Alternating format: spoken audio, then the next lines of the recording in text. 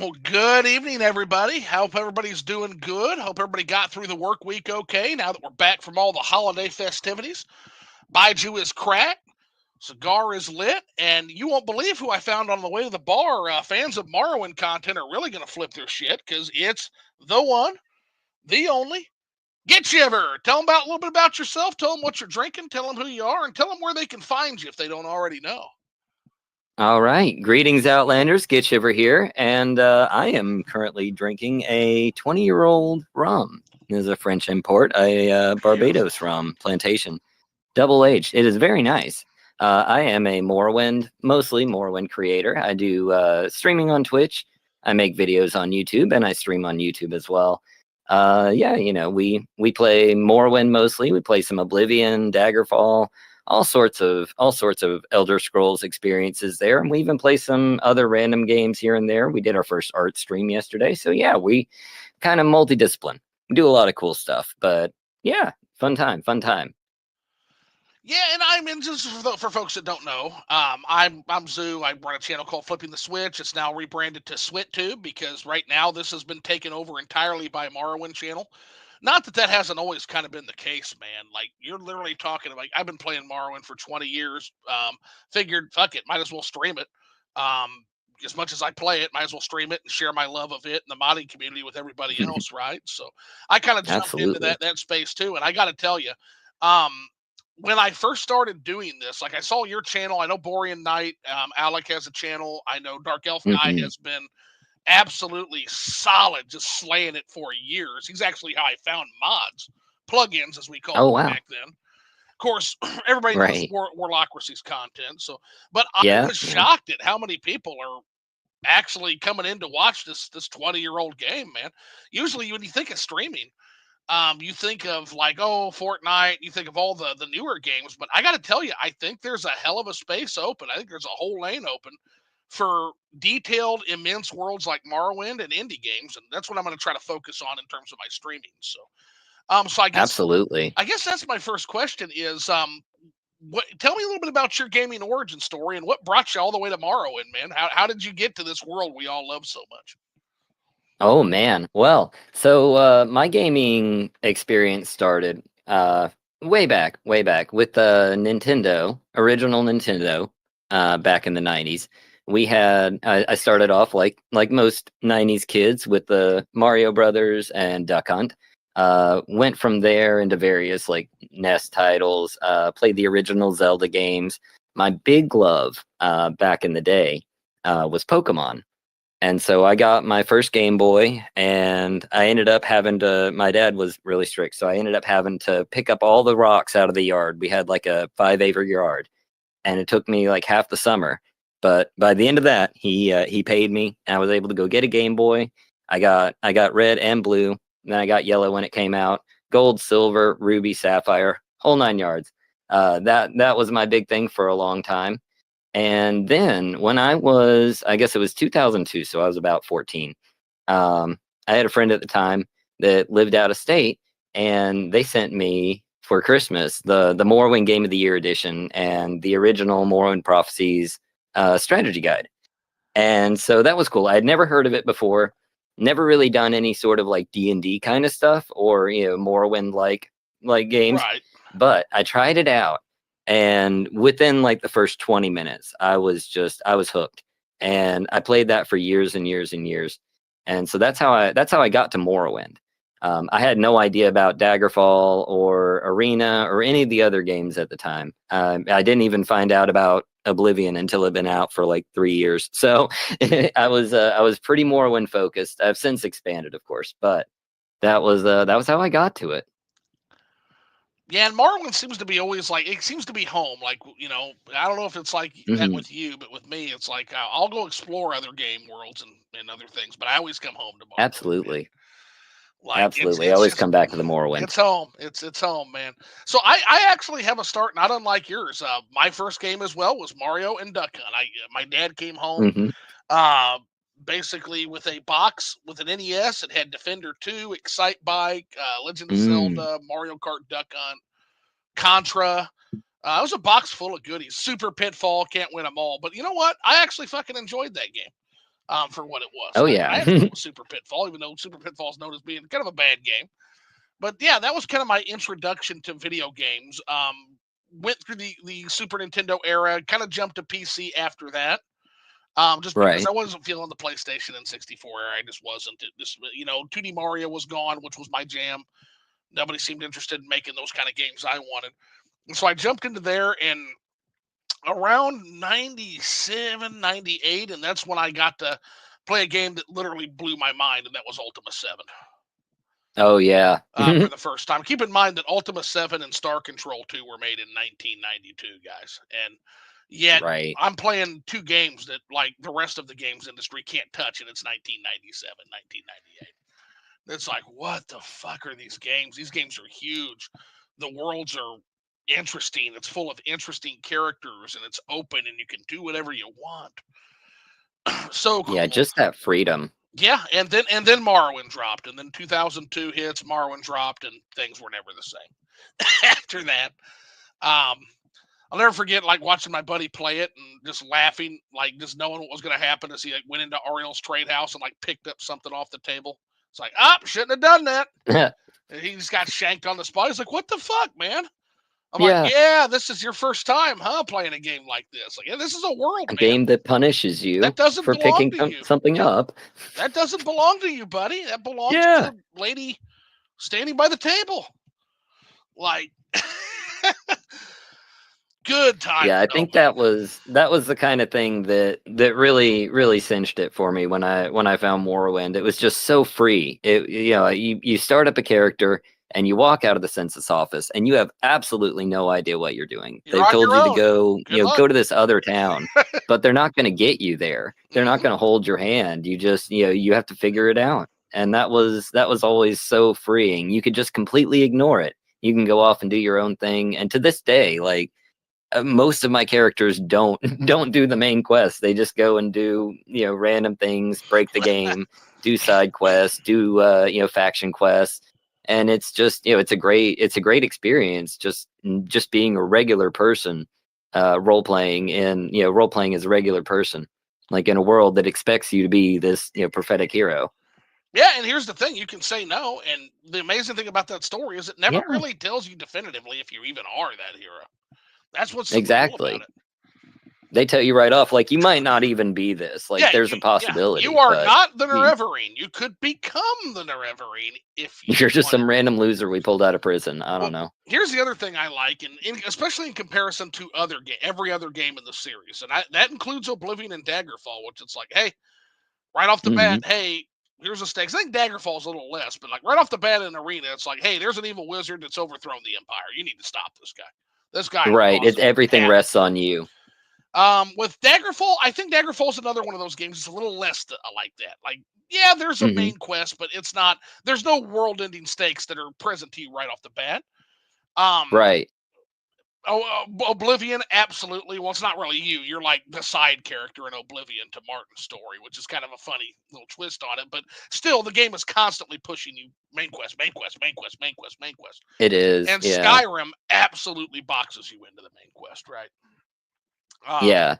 Now with Morrowind, what I appreciate about it is like, let's say if you do choose to go and see Caius, right? Let's say you choose to go meet up with him. Um, and let's say you do that. If you go to Caius and you do get your orders, his first orders most likely, unless you are of a very high level and you've gone and done other shit, he's going to tell you, Hmm. "Hey, get the fuck out of here and go make your reputation. Go do stuff." Yeah. And then You're he'll do nobody. that. You're not gonna He'll do survive. that several times throughout the quest. Caius will tell you, "Hey, I need to read and study up on this. Go do Yeah. Freehold." Get the hell out. Yep. Go play the game. What are you doing? Yes. That was kind of the moment where I absolutely fell in love with the game. That and the deeper I dove into the world and its lore and its history and like the factions and the politics in Morrowind, the religious aspects, the mystical aspects to it, the prophecy, like we're talking about a story full of big ideas, Shiver. I mean, we're Oh yeah. talking monumental ideas. I tell people all the time that final moment when you're standing beneath Red Mountain and Dagoth is there to talk to you, and you can feel the thousands of years of history between you two, supposedly, allegedly. Right. That is a hell of a moment, man. That It conversation to is. me was a hell of a moment. I haven't done it in years. I finally decided, like, one character. I'm probably gonna start a role play of a character tomorrow that's going to be like the basic bitch Dunmer with the Daedric Claymore and the bone mold armor on the box. You know that guy Right. in the manual. I'm gonna be that guy. Yeah. And basically, what I'm going to do is Fighters Guild, Mages Guild, Thieves Guild, Morag Tong. Basically, he's going to go all over, and he's just going to be a mercenary. That's And that'll awesome. be what he does in between the main quest. Like, Right. it'll be kind of an interesting playthrough. Now, of course, there's going to be mods because I couldn't play the fucking game without this modding community anymore. Because not that OG Morrowind, Vanilla Morrowind's fantastic, right?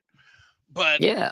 I feel like there are certain mods that I feel like are just literally part of the built-in vanilla experience at this point. So, what would be your top 5 in terms of, like, if you were to tell people don't play Morrowind without these, what would you tell them?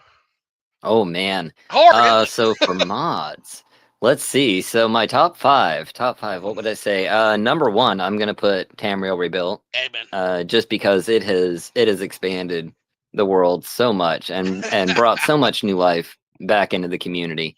Uh, I'll give 2 and 3 to Cyrodiil and Skyrim because they are doing phenomenal work. Even for just the bit of Abyssinian shores that we have, it is absolutely phenomenal.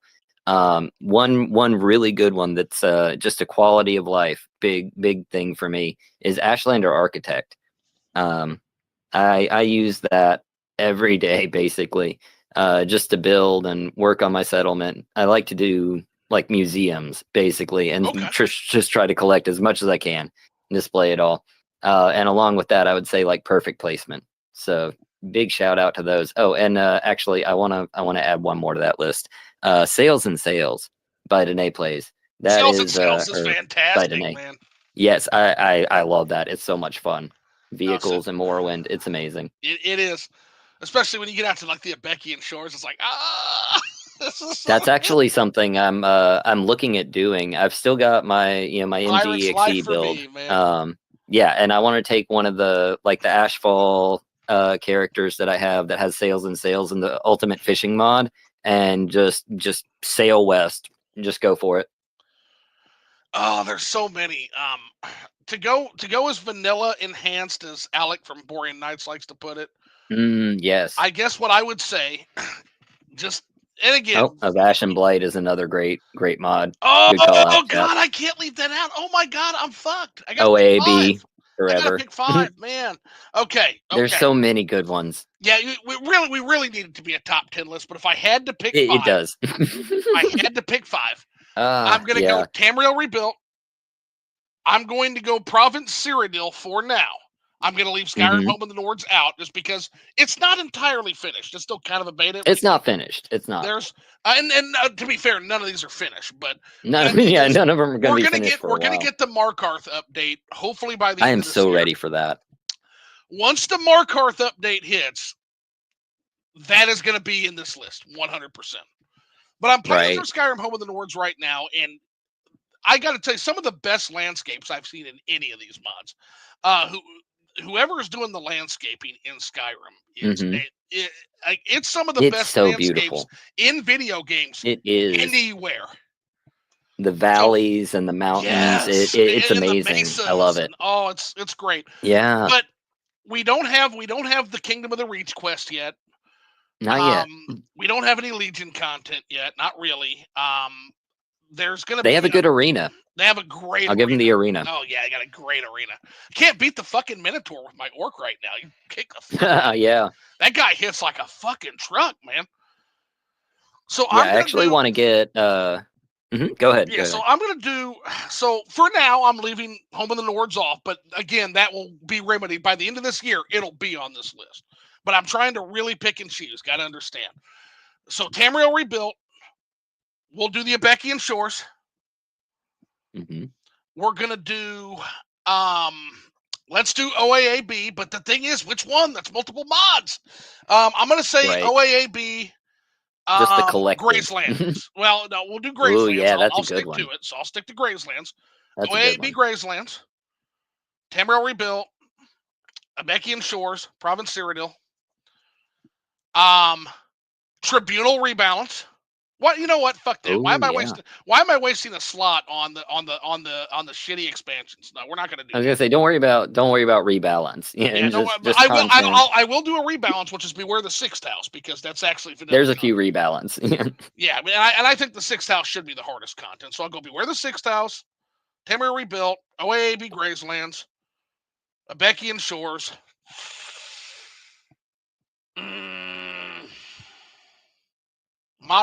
And weapon sheathing, just because I'm a petty. I'm a Yes. petty bitch. Sheathed weapons and Sheathed shields weapons. on the back. Gotta have it. That's what I'll go. God damn, that was hard, Gitshiver. It is. It's hard to nail it down. That's hard, especially because I'm running like 275.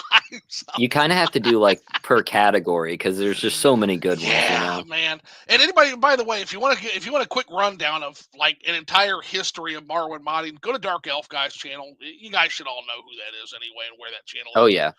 Just check out. If you want to make your Morrowind look really pretty, just look for anything by Melchior Dark, because he does amazing work. Oh, Melchior with Dark. texture updates, lighting overhauls, so much good stuff. I don't give a shit if it's not necessarily vanilla. Are we fucking ready for the Azurian Isles yet? Oh my gosh, I'm fucking ready for Azuran Isles. Yeah, Lithuania, man. If you've walked around that area, oh my god, it's so pretty. It's so nice. Yeah, there's an early build. It's still in very early build, but Melchior Dark on his Discord server, he has access to the build, just kind of like the in-depth files for Tamriel Rebuild. And if you haven't done it yet, Shiver, it's worth walking around that place. It is. I need to check that out. Oh, I haven't seen it yet, man. It is. It's a whole nother thing with its own assets, and it is gorgeous. And but essentially, the Azurian Isles is this idea that, okay, so you have the Chimeri Quay, right? That kind of are seafaring, and they have their flotilla. Kind of like the good example for people that are not initiated into Morrowind is the Talisaurus people. I can't think of their name off the top of my fucking head in Mass Effect. God dang it. Oh god. Not the Geth, but the other. I feel terrible. Now. I feel bad, and I should. I love Mass Effect too, and I can't remember. I can't. It's like right on the tip of my tongue. If I hadn't been drinking, I'd be able to tell it right now. But it's you know what? Fuck it. I'm searching. It's gonna drive me fucking crazy. Give me 1 second. Quarians. Quarians, yeah. That's it. Yeah, Quarians. Again, thank you, Professor. Anybody who tells me that, yeah, Quarians. Thank you, Professor Boondoggle. Thank you. Hey, Professor Boondoggle, also here. Awesome. That's my guy. Boondoggle's another candidate. There's another dude I want to talk to eventually, because we'll just get the whole fucking band together for Morrowind, man. But yeah, Quarians. And yes, I feel bad, and I should feel bad, because I just did a playthrough of Mass Effect Trilogy, and that was another amazing game. But it's like I tell all my people: once I hit go live, the brain is gone. The brain shuts off. Especially when you're on like your fucking especially with rum. Yeah, when you get on your second glass of this absolutely wonderful Baiju. Which again, like, if I encourage everybody, if you guys are into whiskey, seek out Baiju. It's pretty wonderful. It's not as complex as some of your top tier scotches or Japanese whiskeys or bourbons, but man, it's for the price point and being so new to the market, it's really good. Right. Of course, I say that, but China's been making Baiju for literally thousands of years. Yeah, right. They just haven't exported it, I suppose. Yeah. Well, they haven't shipped it here yet. It's fairly new, about a year or two in American markets, but so we don't get the good stuff yet. I'm sure they have like the 40-year age shit that everybody wants, right? But I'm sure that's a domestic only there. Yeah. Just like the best Japanese whiskey. Like, you can get Hibiki Harmony over here. You can even get a Yamasaki, which I've got a bottle of, which is a 21-year. But you're not getting a 40-year-old age Japanese whiskey in America. You're just not. You're going to have to go to the auctions here, or you're going to have to go to Japan and get that shit. Not without the assistance of today's sponsor, NordVPN. No, I'm just kidding. We're not sponsored. Yeah, who's gonna fucking sponsor me? but yeah, man. So I think the modding community, so get back to everything. I think the modding community has really injected some longevity into this game. I think that the They game was have. already fantastic. I think that's what attracted the modding community. But there's something that maybe it's just me, but it seems to me there is a really unique aspect to the Morrowind modding community that you don't see in Oblivion, which again, maybe I'm just mistaken, but The I don't Oblivion I modding don't see community is much of a dead or dying I don't much see for much the of a most part. exactly. Yeah, I don't think they yeah, have much of a modding community, tragically. And Skyrim's modding community it's huge, but it's it also is. because it's so big, I feel like that's almost a liability. Because unlike the more intimate Morrowind community, where all these modders they fucking talk to each other, man. They Yeah, talk to everybody each knows each other. other. They know each other. They plan around each other. There is an aesthetic that is basically vanilla enhanced or vanilla plus that has just been seized on to where everybody is basically enhancing what the product is it already was. And there's great respect for the source material that I feel like a lot of Skyrim modders lack. Right. Now I don't know. Now I guess my question on I that. like I do know like I know a few good like good Skyrim modders. Like I would say like Ice Cream Assassin, like Legacy of the Legacy Dragonborn. of the That's about the Dragonborn only way is I can play it's ace. Skyrim. Yeah, it's But the absolute ace. Skywin team, Sky Oblivion team, I'm really looking forward to their projects and like Beyond Cyrodiil or Beyond Skyrim. I think they're fixing a lot of the initial efforts on Bethesda's part. Oh, 100%. The issue they're going to run Yeah, into, though, is my understanding is that game is a lot more hostile to mod for. Not just because they made it yeah. that way deliberately. I don't think they did. I think the issue there is that now Well, they now you got got the to have good Creation Club. you got to have good voice acting. You got Hmm. to, and that's a whole nother fucking element that Morrowind doesn't have to fuck with. Really, I mean, there are mods Yeah. that voice Morrowind, and they're actually pretty fucking good. But for the most part, even like did you ever do the Tamriel rebuilt voice mod at first and it sounded like a bag of assholes? And you go look at it now, and he went through it and he improved it. Like my favorite was Roa DYR was my favorite. Yeah.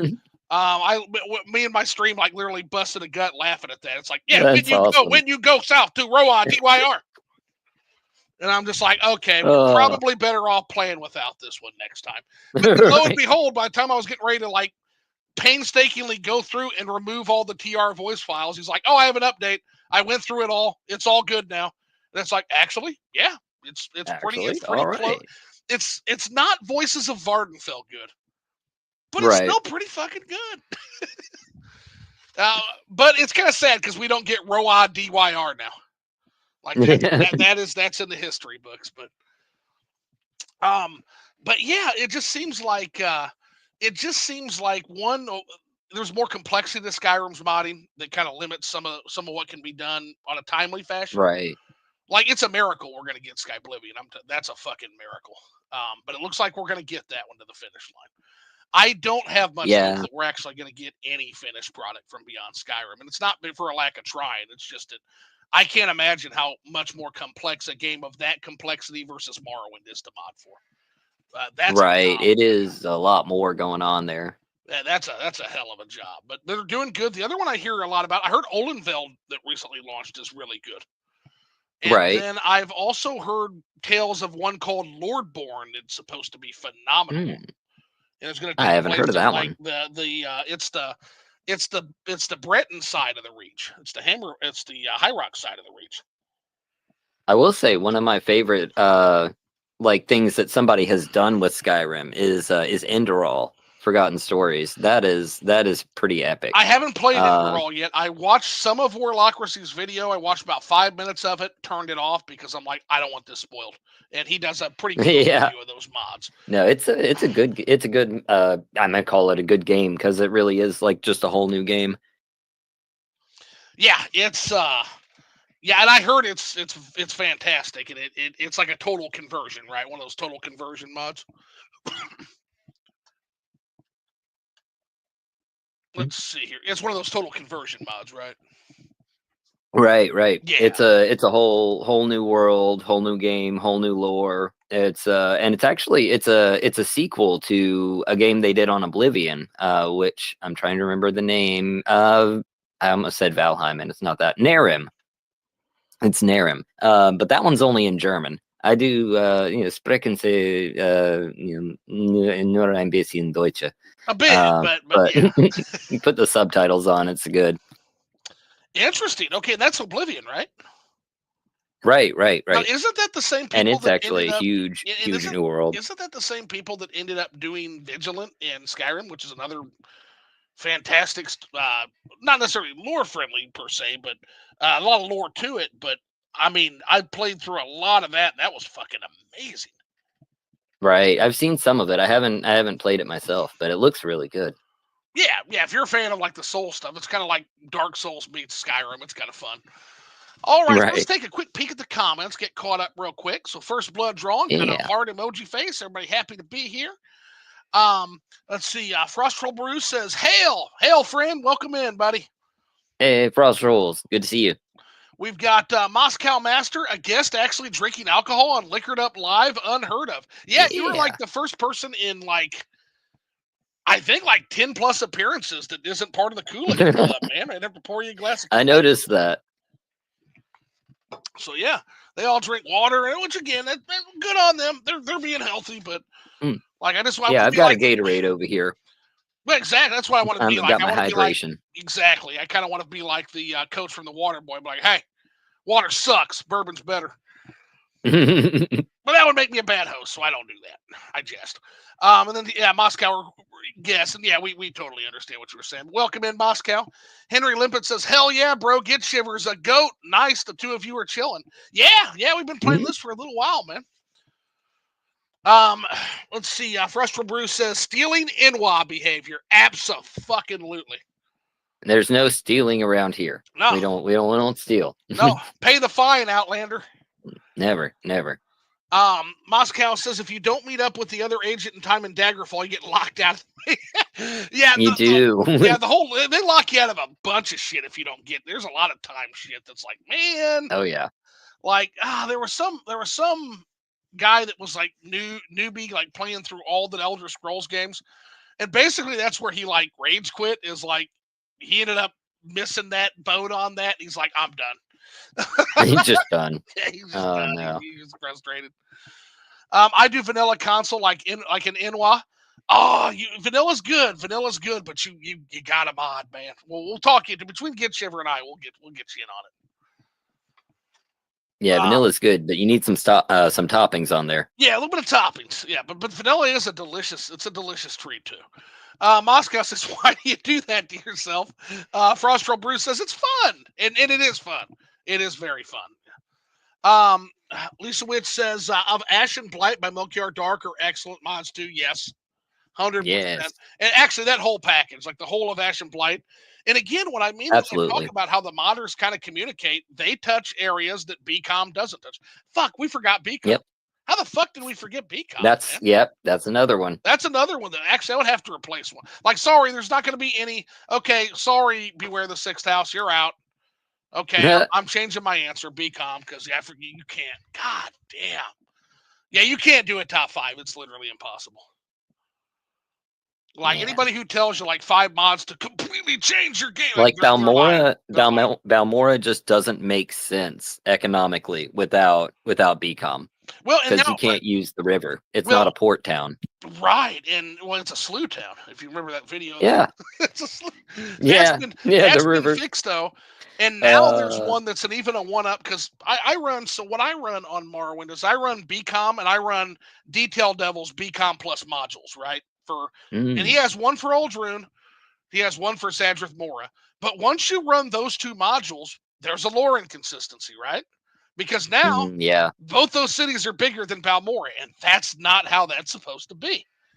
So, so BCOM was good. What it did was good, but I always felt like it never did what it needed to do with Balmora to put it on par with the Detailed Devil versions of those Balmora cities. Well, and especially like the the depiction of Balmora in ESO is just massive, and they've actually got like a port, and so it kind of matches more the lore for once in a in 1,000 they got one right on ESO. And so in comes like a meteor just smashing our mod list. Comes Odai, Jewel of Balmora. And have you had a chance to get that installed and properly working with I have VCom and not. everything else? Okay, so you're gonna have to watch. So I'm gonna be doing a stream tomorrow. Okay, tomorrow morning. And All what right. I'm going to be doing is I'm not going to be starting in the two areas because I've got characters in both Skyrim now. I've got an orc, I got a really tanky orc in Skyrim, and Nice, nice. I've got an itinerant priest paladin lady in Abekian Shores. I'm going to You're start about it. the you're about the third person today to mention the itinerant priest to me. I've They're so gotta check good. out their line. It's so fucking good, dude. Like it's absolutely it makes sense. Like because I originally the plan was to do Imperial Cult content. My understanding was, but then like with the geniuses in this modding community, you're like, wait a second, does it make sense that the Imperial Cult would be in Cyrodiil, or would that just be the Great Face? Because the Imperial Right. Cult is it's a missionary arm of the Great Face, right? It's an export religion. Okay. Exactly. So it doesn't make sense. So we need something for here. And so then they went to the next step, which is okay, well, you're gonna have to join one of the 1,000 cults, right? But Right. that's literally impossible to develop for. So they got their noggin jogging, they got their thinking caps on, and the geniuses over at Project Tamriel are like, I got it. What if we had the itinerant priests, which are a group of priests that are kind of sort of looked down upon by the actual faithful of each of the cults, but they're also so useful that they can't turn them away. And Right. that is your vehicle, and that is your instrument and way of getting into the Great Face stuff. Like, That's pretty interesting. I know my main character has joined the itinerant priest. Just like, you got have to you find done them like first. the Necrom quest Foul Murder? Not yet, not yet. No, I'm very Not excited for yet. that. That's what this Dunmer character is hopefully going to solve. When I get this Okay, Dunmer okay. character started, Yeah, but because in order to start that, I had to join their faction. So that was interesting. I had never heard of it before, and I was mhm. like, okay, this is something new. Yeah, foul murder is it's kind of an addendum on the main quest. We've been waiting on that for literally like a decade, man. Right, and there's more there's another section after it that is highly contentious, and it's been a back and forth for years among the TR staff. And I was lucky enough to get a little bit of exposure to that from some insiders, and there's more, and it's even bigger and better. So Okay. it's coming, Oh, oh, hopefully. oh. So they're not done with that. No, there's a whole extra bit to it that is not currently implemented. Oh shit! You mean after the Bone Walker? Yeah, after the foul murder mural and all that, there's still unresolved things. So I don't want to spoil No, anything no, because no. Of course. I've done some deep dives, but yeah. And again, I'm sure it's there if it's on the because they're pretty open with their development. But I'm Yeah, almost you glad can find it if you look. I'm almost glad I didn't. By the way, if you guys are really into Morrowind, you should absolutely be part of the Tamriel rebuild in the Project Tamriel discords. If you're not, you Absolutely. are missing. Not only are you missing like a front row seat to that process, which is fascinating to me, but you are Well, and I'll missing take it a some of the yeah, spiciest drama I've ever seen in my life, but still respectful. For yeah, the most part, for the absolutely. most part, there are For the most factions. part, for the most part. Yeah, but I'd take it a step farther. If you have modding experience, absolutely. But if if you have writing experience, you're good, good storyteller, We're or sending, if you're yeah, an we're artist, both sending you or to them. We're sending you there. Go. yeah, yeah, they can use all sorts of skills, and they're facing down a massive project. We're gonna have all of Tamriel before everything's said and done. Yeah, they're How long dedicated that takes is dependent on how on many us. people help out Yeah. and push it through. hmm On us. That's part of why I actually started streaming. Believe it or not, it's like not that many people watch me, but fuck, if even 5 people can get into and see what this community is doing because of me, Right. like, That's been a huge uptake for me. Just like after the first year of my channel, like I started off just doing mostly vanilla Morrowind content. mhm. And as time went on, I was just seeing, so much of what the community was doing, and I'm like, I need to help, In bring my some way, folks over to this yeah. and show them. And I ended up getting more from TR than I was ever able to put in. I've gotten so much support and just good feelings and cordiality and friendship from the TR community. I'm very glad that they're here and doing their thing. Oh, they're heroes. They're fucking. And I saw an article. It's like modding heroes put Cyrodiil right to the way it should be. PC Gamer magazine Right. article. And they Yeah, called yeah, them they're like unsung getting modern press. heroes, and it's like, fuck yeah, man.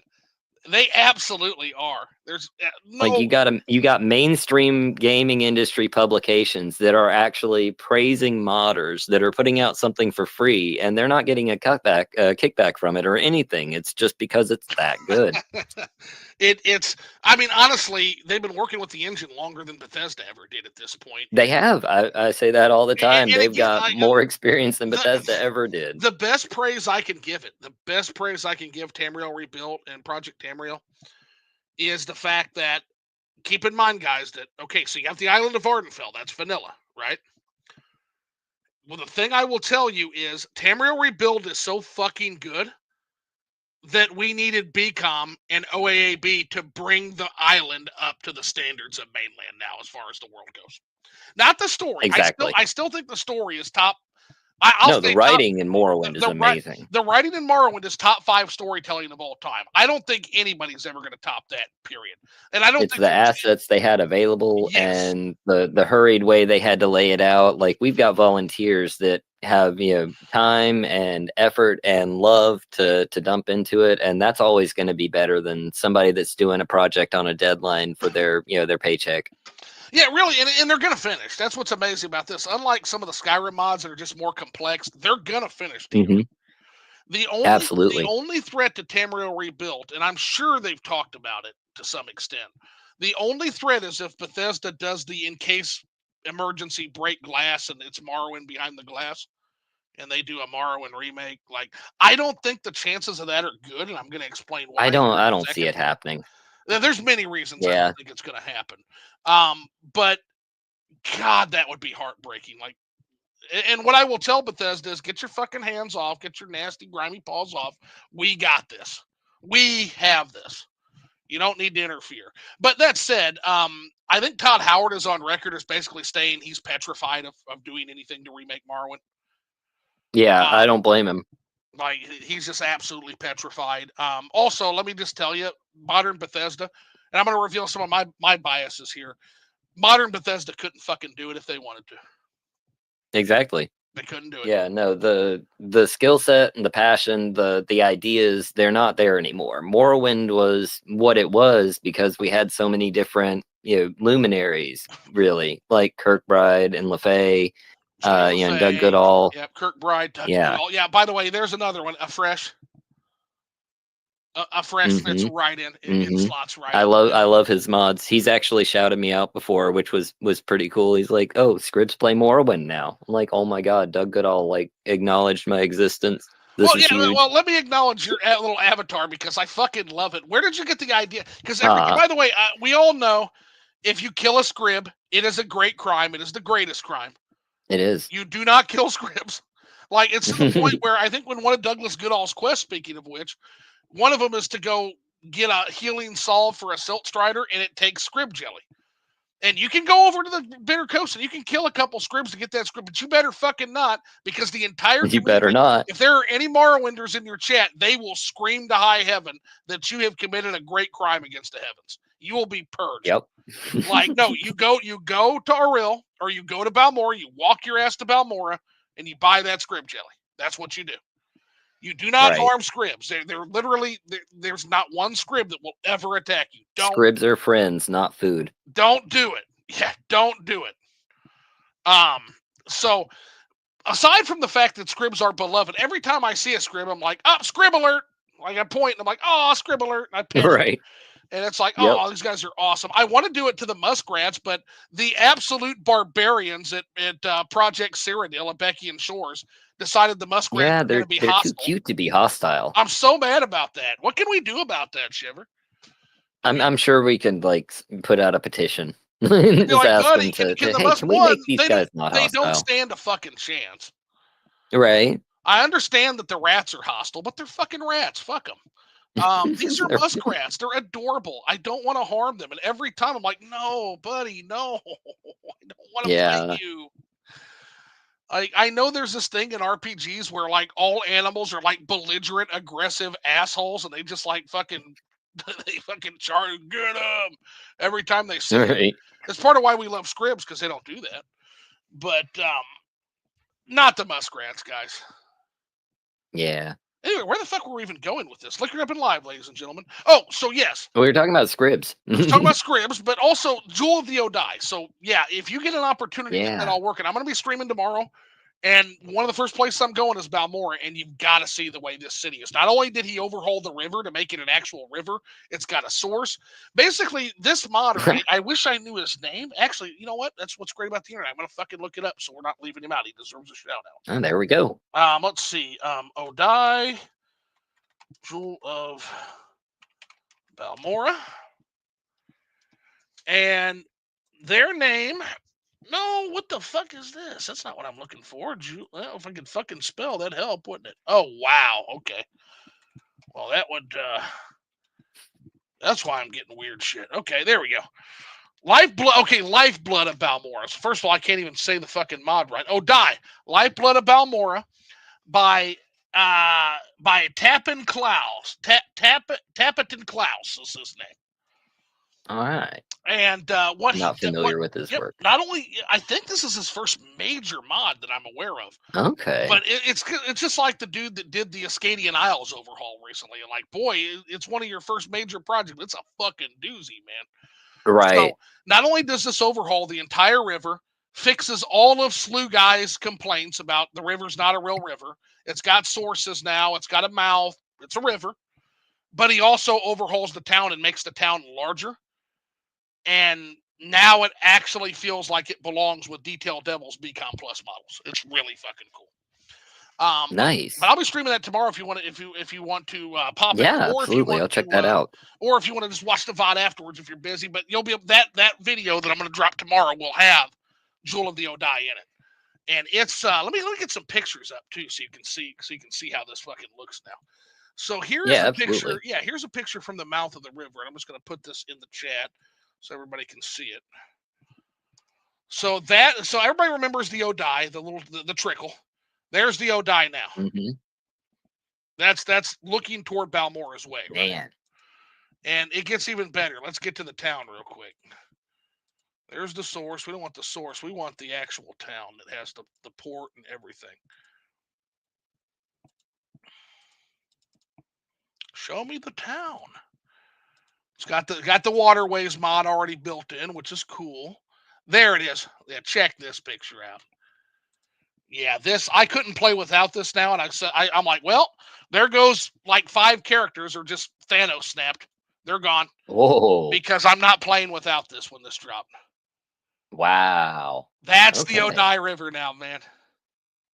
That's much bigger. Yeah, they've actually got like a port. You can actually do some, import, export from there. Now you can sell. That makes a lot more sense. Now you can sell that sales and sales ship down there, man.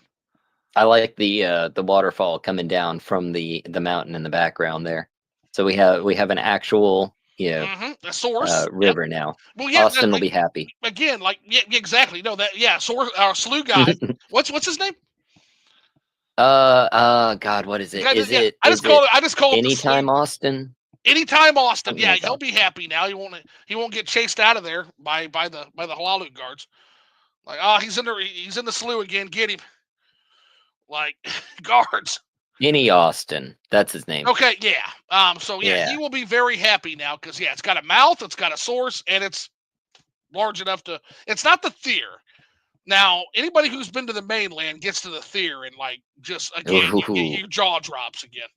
It's just like. Let me tell you, I do have one complaint about the Thier, and I hope that maybe someday we can get some adjustments around Almost Tier. With sales and sales, I'm always just sailing around, having a good time. You can't really get past Almost Tier because they've got the bridge. And it's solid, and it just blocks off the river. So I can't sail down the Tier to Narcissus. So here's a question. Yeah, we've got to be able to sail to Narcissus, guys. You're going to have to work that out. Maybe we can do it though. In the meantime, I mean, I know it's forbidden on stream. Like we pretend like we don't do this when we do this. Just disable the bridge. Can you well, you can't disable the. Yeah, can't do that. But is there a gate in the bridge that you can disable that would let you sail through? Or is it? Possibly so, because I think on the eastern side, where the Silt Strider is, they have a gated off harbor, but I'm not sure if it goes all the way through. I'll have to look at that. Yeah, it's we need to figure that out. We need an official fix for that because I mean it will be a crime. Think of sales and sales. Think of Danae Play's work, guys. It will be an Yeah, absolute crime if you can't sail that ship to Narcissus up the Thier. That'll be a crime. maybe even just an optional patch, like Yeah, just just for us. something for just for us sailors, right? 100%. Looking here further, okay. So Frost Troll Bruce says I only got the PC version for multiplayer and have yet to find a decent server. So somebody was in one of my streams advertising a server that apparently is really friendly, but I haven't checked it out yet either. I Part of know Nerevarine Prophecies is like a big one. I've been meaning to check it out that's the myself, one. just That's the the one. multiplayer in Yeah, general. Nerevarine Prophecies, Frost Troll Brew. Hmm. Nerevarine Prophecies. He was in there talking. He says that community is really, really nice too. And It looks really good from what I've seen, and they have like actual like MMO mechanics like world bosses and like special loot and stuff. So they've made it its own like special Morrowind MMO basically. that's really fucking cool. Yeah, It's awesome. that would be the one to check out if I were to recommend one. Again, I've never done the multiplayer. Morrowind to me isn't a multiplayer. It's more of a cozy, almost intimate experience, right? Yeah, But if you're wanting to try the multiplayer, and if I ever do get a hankering to try multiplayer, I'll probably do it in that server. right. Yeah. Moscow Master says the idea of someone being into Morrowind and not playing TR, PT, and OAB is horrifying to me.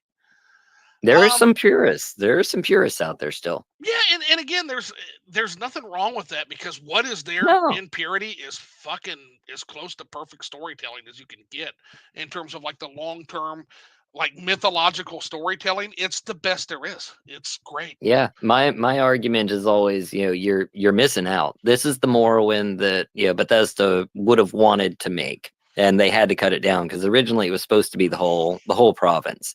And when the announcement came out that it was just going to be Vardenfell, that's when TR started.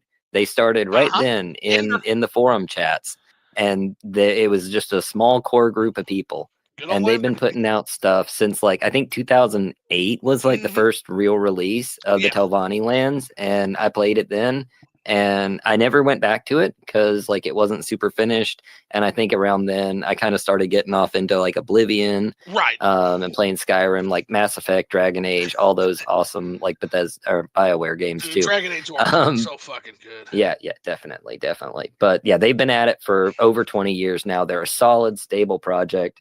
They have faith in them. They got this. Well, I mean, they just have a mastery. Some of the lore beards there that they've attracted, like they just Hmm. like I just got to read the whole back and forth on the dress proposal, and guys, you're in for a fucking treat, man. You guys are in for Oh a yeah. treat with how they do the dress. The only critique, and again, this is they can take this with a grain of salt. I'm not a fucking dev. I'm not part of the team.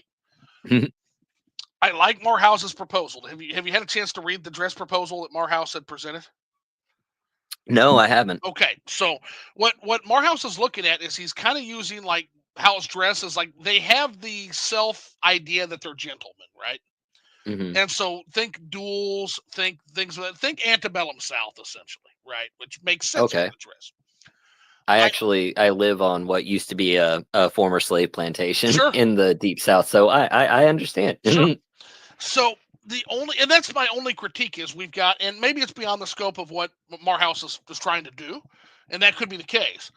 My only critique is you in order to tell the story of the dress, you also need to tell the story of the slaves themselves. And there's next to nothing like Yeah. the actual slave cultures. I'd like to see What I like want to a see, maroon community of slaves that are escaped, and because there's maroon communities, they didn't just all go back to their homelands. A lot of them form maroon communities if you study the right? history of chattel slavery. I'd like to see the maroon What? community maybe working with the twin lamps, and I'd like to see some of Hmm. their That's individual it. stories. Now, here's the thing: that is an early critique of a very early document. I'm sure they're well fucking ahead of that critique. I'm sure Oh we're yeah. going to get plenty of that when we explore the dress. But again, you can't tell the story of the slavers without also telling the story of the slaves, and you can't tell the story of the slaves without telling a good story of the slavers as well. You got to have both. And and Absolutely. again, it's an early critique because I'm sure I'm sure the response would be, well, we're planning for the actual Dres aristocracy. That's beyond the scope of what I was planning for. 100%. And my response is, I'm gonna let you cook. I'm gonna get out of the kitchen. But I just want Yeah, to say, absolutely. But I'm hope and I'm confident they're planning that as well. yeah, one thing I've been looking forward to with the dress is the opportunity to have more Twin Lamps content.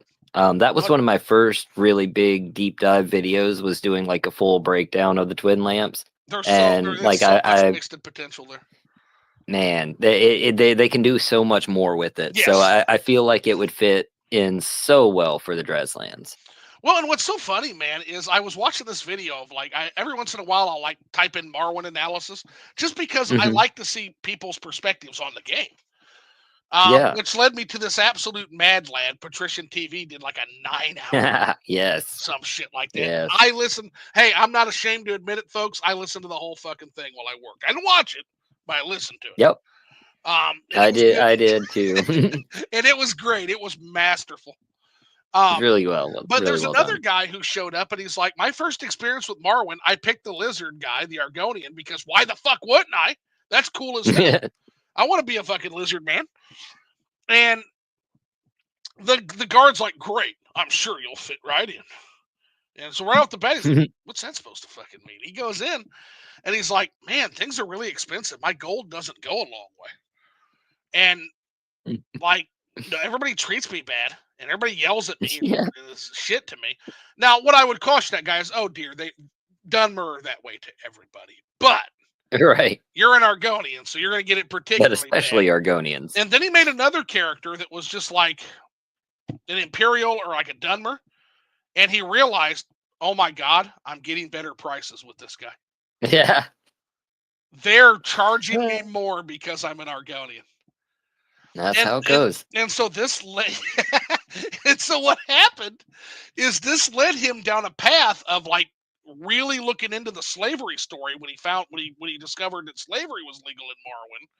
And he literally became, his character went from being like an adventurer to suffering the injustice of prejudice to literally becoming a liberatory character that freed every slave he could and worked with the Twin Lamps at every possible opportunity. That's awesome. And that's what I'm saying. Like, those are the kind of emergent storytellings that you can only get with a world this developed. Yeah. And just a world that's not afraid to, kind of go outside the norm and just, do some wild stuff. Like they'll put you in all sorts of weird situations that you wouldn't expect from a game. And it does. It allows a lot of, options for decisions and, really thinking about how your character should, Oh answer yeah, this and which direction you should go. hell yeah. Especially Uh, with TR, the quest writing is very oh, dynamic. it's the TR quest again. When we say that we need mods to put the island up to TR quality, this is part of what we're talking about too, guys. Yeah. The actual questing content, because yeah, it's not just landmass mods. There's quests there. There's more quests on the mainland now than there is on the island. Period. Oh yeah. Like it's dense. It is vast. And now they're to the point where they're actually going through the older lands that they consider to be less Mm-hmm. quality, And touching them up. and they're touching them up. So one of their releases we're going to get in the next 3 years, I would say 3 or 4 years, we're going to get Poison Song. Which is going to be a complete Hmm. revamp of like a third of the Endoria lands. Complete revamp. Well, a fourth, because Almalexia by its fucking self was like 1/4 of the Endoria land. Fucking thing is huge. Yeah, that's the biggest thing right there. That's the biggest hurdle. Yeah, no, it's such a big hurdle. It almost literally killed the project. So we don't like to talk about that more than we have to. But again, I'm gonna let there's Chef and there's another one that are in their middle doing. They're doing preliminary work on the city, and they're also gonna fix the problem that Tribunal is a fucking mess, and that's gonna be Yeah. integrated into the new city. And so that is probably one of my most anticipated mods of like the next decade and a half. Yeah, I'm really looking forward to that. Oh, and man, True Almalexia is going to be incredible. So that being said, I guess I'll ask that question before we move on with some chats. Um, what are so in what's coming out this year? What's expected to be out this year? What are three modding projects that you're really excited for that you know of that you're ready for? Oh man, so I'm looking forward to, of course, the Narcissus update. I'm Yes, so Grasping ready Fortune, baby. for more more TR. So I'm very excited about that, May, and of by the way, course May the 1st, and that's not a joke. Now, please note real yeah quick sorry to interrupt you, but I have yeah now that I've opened up my big fucking mouth and I've done what Mort tells us not to do dates. That's not an official date. It could be sooner. It could be later. It's probably going to be later. Okay, guys. But if you look at the meeting notes of the last Grasping Fortune meeting, they're targeting May 1st. Doesn't mean it's going to be May 1st. I'm going to say that as loud as I can for those in the back that have hearing problems. It doesn't mean that it's going to be May 1st, but they're targeting May 1st. How fucking cool is that, by the way? that's the hope. Mm-hmm. That is the hope. I'm excited for that. Oh, me too, man. The arena, the Yeah. arena. Yeah. Yeah, So I know once that comes out, I think I'm gonna do like a character that just goes around to all the different arenas. Get like the arena overhaul and Vivek, throw that in there too, and that's just have that's yeah got to be one of mine too. By the way, yeah. yeah Grasping Fortune. Grumbling Vomit is getting ready to bring Roaring Arena to Script Extender. I think that counts, even though it's not out. It's out for the Open Morrowind guys. It's not out for us yet. So, yeah. I've got to get it installed. well, it's not. I don't think it's ready yet. It's going to be beta 2, and I checked that. By the way, Okay. if Grumbling Vomit happens to be in here, I checked. No rush, no rush. Perfection takes time, like a good Lefroy whiskey. You take that sip and you know it's all worth the wait. So take your time, but I am checking that Nexus for updates every goddamn day for that arena. I am so pumped. That is one of the coolest mods I've ever seen in my life. So yeah, that's an arena character, like a gladiator, right? So Right. Yeah. you'll have the arena in Cyrodiil. We'll have an arena in Dragonstar, arena in Anvil, arena in Vivek, and we'll also have an arena in Narcissus. And my understanding is they're going to put arenas in all of the capitals. So of course the Redoran are going to have a fucking arena, right? Oh, absolutely. The Dress are going to have Yeah. an arena. Well, I don't know if the Dress are because the Dress view dueling a little bit differently, but we know that Blacklight's going to get one. Well, the dress would probably have like slave duels or something like They've that. You got know, yeah, might fit and if there a you look at bit. the proposal, like basically they wear a black skirt basically Hmm. with a black sash on it that says that proudly says I'm marked for death. Like they're proud of it when that happens, and they get to wear that around for a year. And that's actually in the lore, believe it or not, with the Morag Tong. So Dunmer that have been targeted for execution will like wear a black sash or something like that proudly Wow. for like a year, and basically daring the Morag Tong to come for them or daring the other houses to come for them. And within one Right. year, if the execution hasn't been cashed in on, if he's still alive, Yeah, they're free the and the, clear. the complaint is withdrawn. Yeah, the complaint is withdrawn, and whatever house put out the execution order loses face, which is fucking surreal. It's just such great lore. It's amazing. Like it's so good. Um, let's see here. So yeah, I would say that, and then a shout out to Master of Kime, who made one of my favorite companion mods ever. In my Discord server, his name's Orion. He's in there. He did our Vesa, the Boy and Armiger mod, which is great, by the way. Okay. And he's doing some kind of a Nord mod. So he's going to be doing Hmm. something with some Northern Islands up around the Solstheim or past the Solstheim area. That's going to be a Nord themed mod.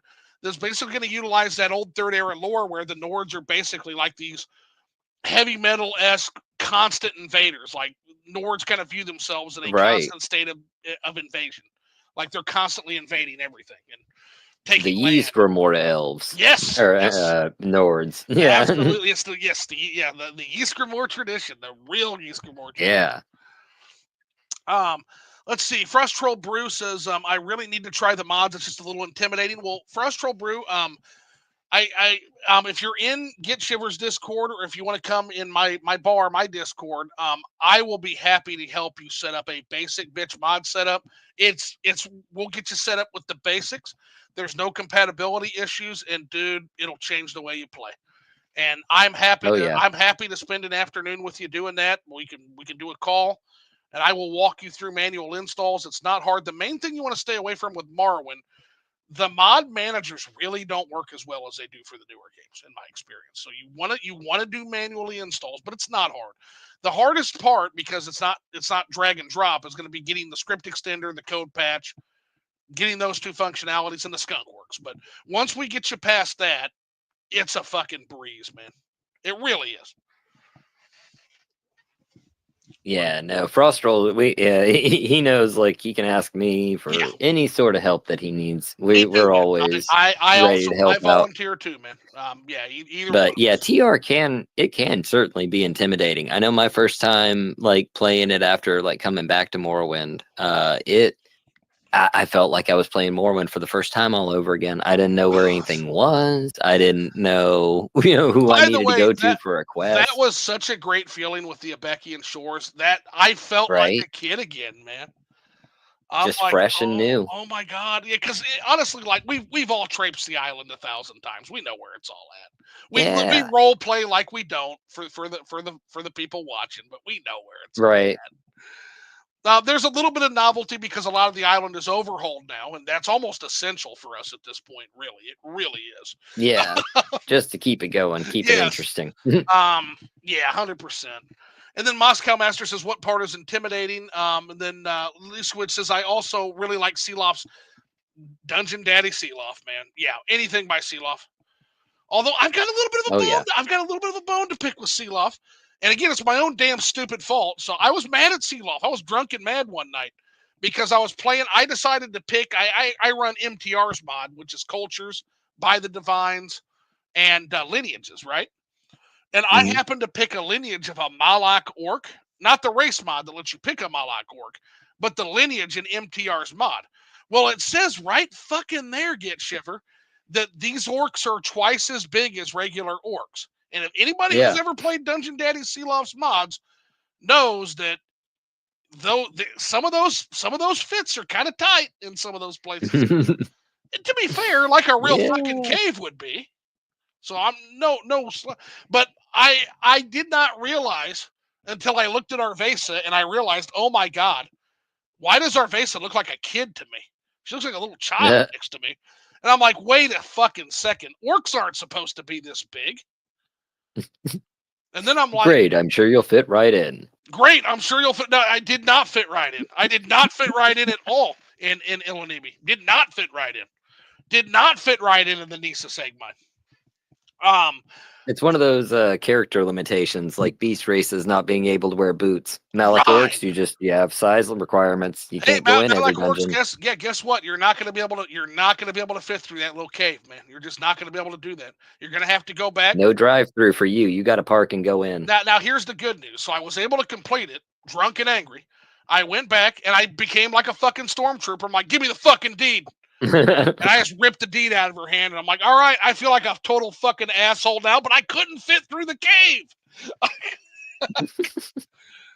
I tried. I really tried, lady. I tried to investigate your husband's murder. I'm too fat. It didn't work out. Give me the fucking land deed. It just didn't work. Quest completed. And now she thinks me and the Legion are assholes.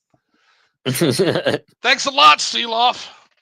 No, but seriously, your dungeon mods are next level. They're chef's kiss, man. They're the best. And to be fair, that's my own goddamn fault. I should not pick the Malak orc. Yeah. But no, literally, I'm like, MTR, buddy. Like, you weren't kidding. That wasn't just like flavoring. Like, you literally made that orc like time and a half. Like, he's actually massive. Just set scale like 3. Yeah, it's like, what the fuck? It's just like in one of those playable race mods, you can pick a hill giant, and you can't even select the doors for the Simpsons and X's build. Yeah, you can't even get in. It's so funny. But hey, if you want to make bad choices, we're not going to protect you from Morrowind will let you do it. This is Morrowind. We're not. It kind of reminds me of Fear and Hunger, another game I'm fucking obsessed with now, where there's literally a place where you can just jump down a toilet, and if you do that, you're not even dead. You're just fucking stuck there. And you're just stuck. The answer being, don't do that, stupid. Don't do it. Yeah, don't jump down a toilet. Don't do that. Like, But yeah, Sealoft, any of Sealoft's dungeon mods, the Priory of Caldera, New Illinois, Of Eggs and Dwarves, Vivek Library overhauled. Okay, I have tried the library overhaul before. Yeah, that I've class, seen some of the others on those are great. modding showcase. Yeah, he does great fucking work. The only one I don't run is Prior. I played Priory of Caldera. I don't run Yeah, Priory of Caldera because it's a little Diablo 3-ish. It's not. Again, I like to run that yeah. vanilla enhanced, so I don't run that one. But it's a great piece of modding work. Like it's wonderful. If you like Diablo 3, like there's some great Easter eggs in Nice. there. Let's see. Frost Troll Bruce says I play on Xbox and I don't understand PC that much. I still don't know how I got MMP up, but it took a few months to get to work. Yeah, I understand that. And again, if you ever want any help, again, the offer stands. I'd be happy to help you. We don't want anybody to be deprived of Tamriel Rebuild. Like again, I am an evangelist for that fucking mod, and I think Shiver is too. Yeah. Lisa, Yeah, and MMP is its own special kind of weirdness, so that is a difficult install sometimes. I did watch somebody go through the Doors of Oblivion mod in Morrowind multiplayer. Uh-huh. That was really funny to watch. Ooh, in multiplayer, that would be They interesting. did it in multiplayer. That's yeah. If you type in the Doors of Oblivion, Morrowind, Hmm. I'm sure it's one of the only things that pops up. I think to this day it might be the only full playthrough of all those realms. Like I that is don't know about largely that. Uncharted. Check my stream VODs. Oh, Actually, wait, I don't think I have the VODs uploaded from that yet. oh, but I think they were Twitch VODs. I'm getting them. I'm terrible about getting VODs up onto my second channel. I'm trying to done get the better doors. about that. You've done the doors. But yeah, I've 100%ed doors. Bro, you made my fucking day. Oh my god, that's my week. Aside from playing, that's my weekend now. That's my weekend, I guys. thought I had It's a wrap. It's I on thought I Twitch, had right? 100%ed the old horror mod too, but then I discovered there was a whole realm I never got to. So I've done most of that one. But it's on Twitch already, right? I don't have to wait. It's Yep. there. I'm gonna go. A Yeah. lot of them are on. They should be on the Twitch VODs. It's kind of a couple months back now, so I'm not sure if the VODs are still up on Twitch, but they should either be up on my second YouTube channel or they should be up shortly because I'm gonna do some thumbnails tomorrow morning.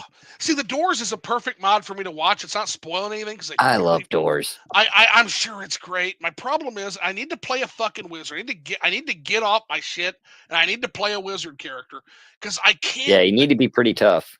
Yeah, like a powerful wizard because I can't justify. And maybe you can help me. Is there a reason that my dumb as fucking brick warrior would be in Oblivion somehow? Like, how would he wind up there?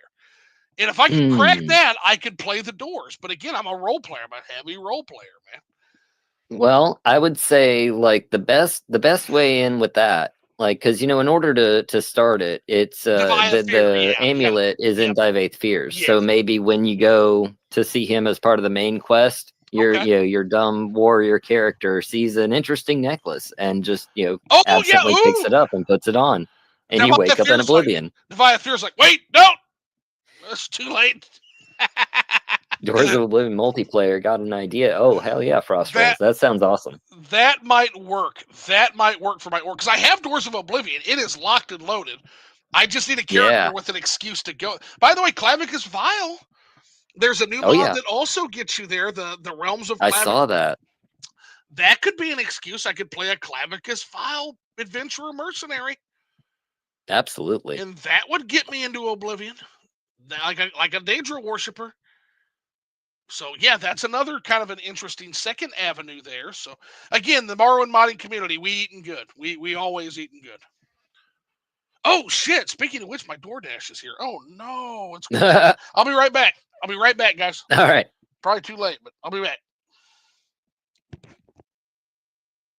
All right. How are we doing, everybody? Everybody having a good time?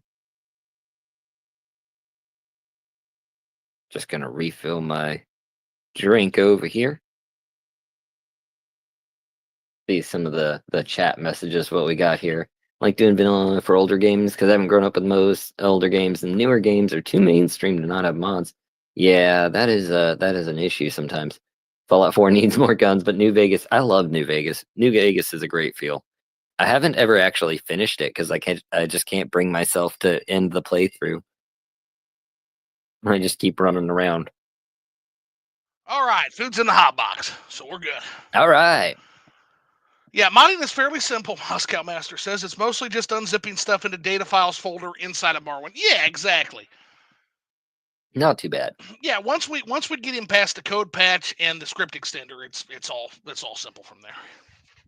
Yep. I actually have, I've got a setup guide for getting TR. It needs to be updated, but it still works the same way because it's before the new PC release. But if you're just doing TR, Well, it still works just fine for that. it's actually easier now than it was even 4 or 5 years ago, where you had to register fucking. Yeah, you don't have to register the BSAs or anything.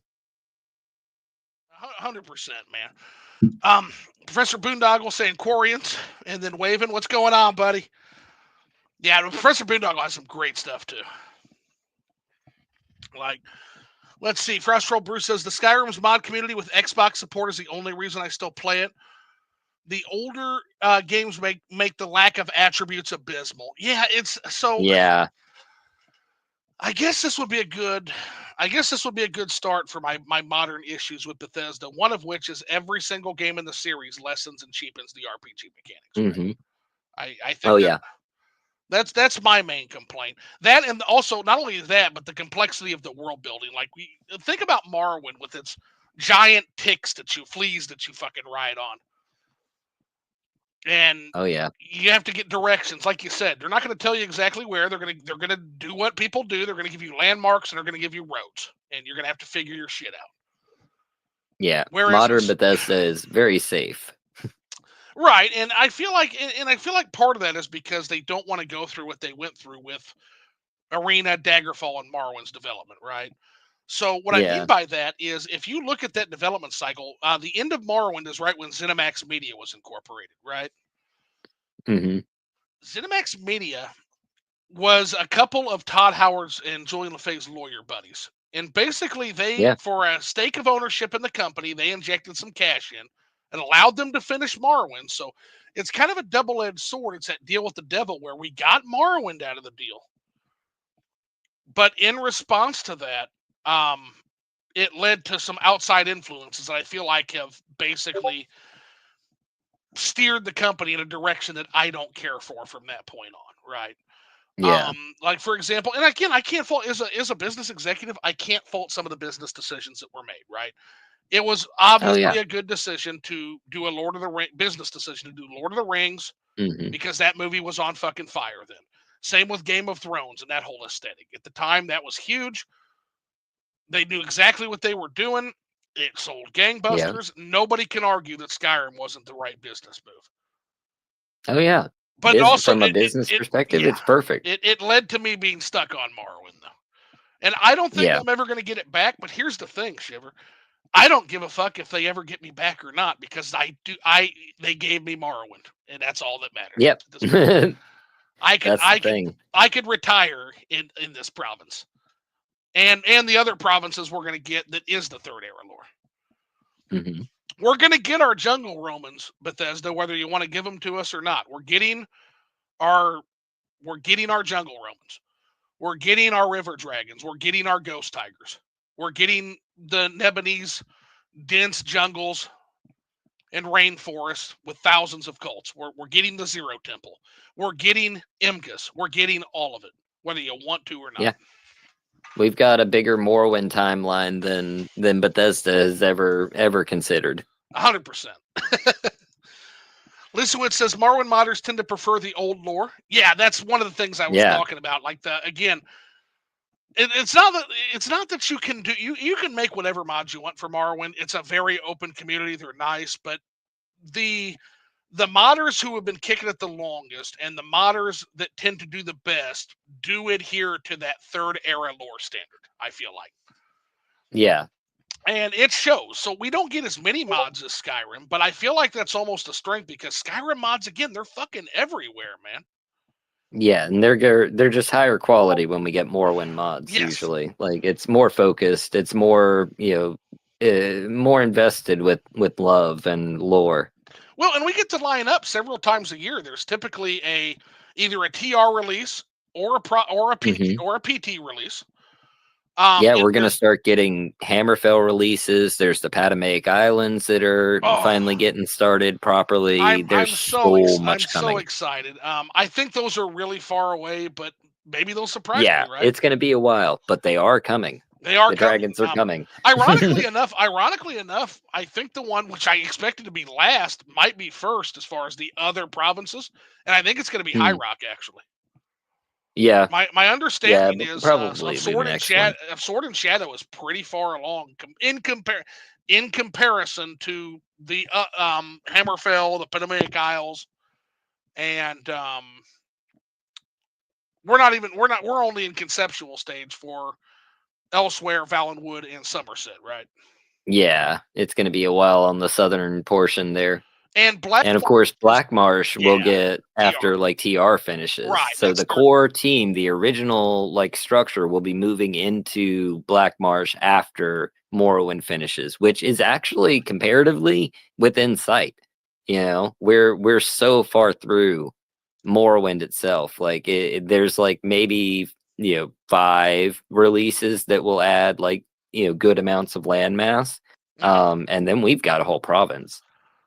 Yeah, no, Morrowind is close. Morrowind's actually really close. Yeah. Main hurdles are Almalexia City, the Dresslands. Hmm. I think the Redoran lands are going to come fast and furious. Oh yeah. Like the Yeah, I think that there's been a lot going on behind the scenes for a long time putting them together, and just none of it's really hit the light of day yet. It's going to drop all at once and we're all going to be blown away. it's a third done, man. It's already a third Hmm. done.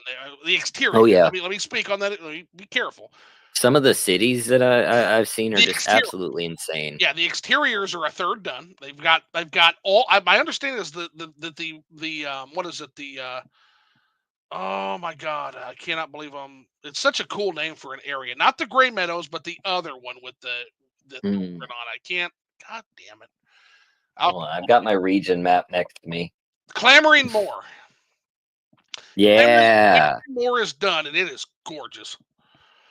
Gray Meadows are in work right now.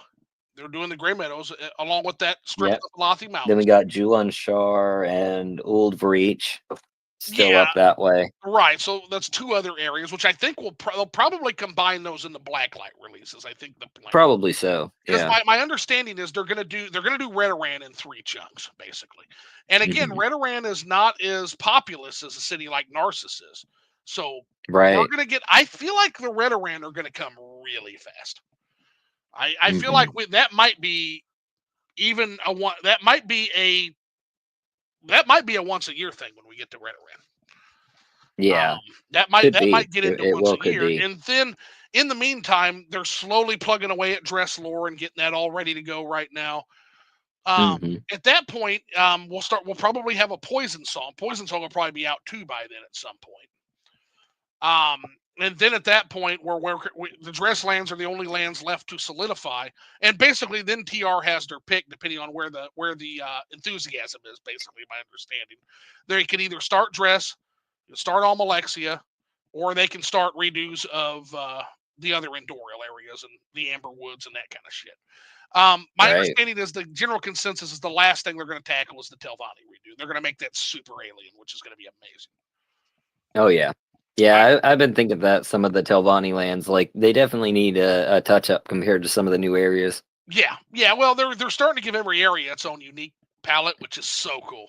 Right. And the Telvanni should be the most dangerous area, should be the most alien area to me because it's the area with the Yeah. least imperial influence, like outside of that giant Firewatch fortress. Right. That's Yeah. their one outpost there. Now, let's see, Moscow Matcher, which is a good thing generally, and that's in response. He was building on body that's fairly simple with it. Yeah. Frost Troll Bruce says, "Yeah, I like being able to level up movement speed. I can bolt Yeah. across Vardenfell in seconds without mods. Vanilla Skyrim is just not there." Yeah. Um, Lisa Wood says it's an unpopular opinion, probably, but I think Skywind is just a portfolio project for modders to get into the industry, and is not Mm. meant to see a release. But Yeah, Skywind. Now, Skywind is the Morrowind project, right? I follow Hmm. that, but yeah, the Skyblivion It is looks amazing it from some of the looks stuff they put together. it looks really good. Skyblivion. If you were saying Skyblivion, that's going to come. I think that's out this year, That's right? out this year is So it's the coming. plan. That one I think we're going to get. Skyblivion Now a lot of Skywind, you know yeah, a Sky. lot of Skywind is fully functional. I've watched some of their streams, and a lot of the quests are Okay. implemented. It's looking good. They've got new systems, bringing back spears, Oh, levitation thank God. magic, Okay. good stuff, good stuff. Let's go. Their dungeon design is so sweet. They take full advantage of the Skyrim engine. Right, because the Skyrim engine, that's one of the dungeons in Skyrim, aside from the weird fact that they all loop around to that perfect point to save you legwork, which is not realistic. Right. Outside of that, I kind of feel like the Skyrim dungeons are like top fucking tier, man. You know, I would take linear dungeons in exchange for having mark and recall and divine intervention, CV intervention kind of stuff back. The old school way of faster. That's the thing. Everybody's like, Morrowind's too slow. It's like, motherfucker, have you Like you do look at you do Daggerfall you even dungeons. mark? Oh my God, Daggerfall dungeons are I mean, ridiculous. Jesus Christ, compared to a Skyrim dungeon, Skyrim's Fuck. like a preschool dungeon. Yeah, like fuck Morrowind dungeons are like fucking baby dungeons. Fuck Morrowind dungeons are baby Right. dungeons compared to some Skyrim dungeons. Daggerfall dungeons go hard. But again, I feel like that's part of Morrowind's charm is nothing takes that long outside of some major dungeon questing areas, right? Yeah. Like they're just little one and dones. You pop in, you kill all the bandits. I also, by the way, another thing that I think Morrowind is criminally overrated on.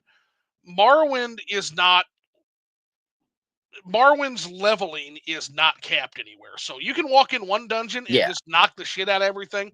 You can walk down to Zane Sapilu and they will punch your head out through your ass at level 1 if you walk Yep. down the road and go into Zane Sapilu. It's up to you to figure out when you get in trouble and whisk yourself away. Like it really is up to you. Like and I love that. I hate the fact that everything is weak when I'm weak, everything is strong when I'm strong. And it's really weird for world building when I'm like wandering around and there's like race and liches and fucking Daves were just wandering around. It's like, boy, I failed, didn't I? Because it doesn't matter what I did thematically, story wise. When there are fucking liches wandering around the overworld and bandits in dragon bone armor, I have failed as a Right. hero. Yeah. Like, what the fuck has happened to this world? Like, they're better armed than the fucking guards now. It's Um, like how Oblivion was. You go into any bandit hideout after a few levels, and everybody's wearing ebony and glass. it And you're just makes like, no, what yeah. kind of It's like, bandits are these? what These the are some wealthy fuck? bandits. Yeah, like literally, you could sell that equipment and go Prime pays retire in and never Oblivion. have to be a bandit again. Just Yeah. go sell that Daedric sword you're swinging, bud. Let's see. So Professor Boondoggle says supposedly got a decent English AI mod translation talking about the one for Oblivion. That Oh yeah, for Narim. for Nary. Yeah. Okay, well that I've might heard of be. that. I haven't tried it out yet. I'm prepping for an Oblivion playthrough, and I'm gonna make it. There are some mods. There's one mod called Mostly Endless Jungle that does what I want, Ooh. and it does make Give you a Oblivion into jungle like a tropical. Cyrodiil. Yeah. Nice. Nothing that has the ghost tigers, sadly, but we need ghost tigers. Mm.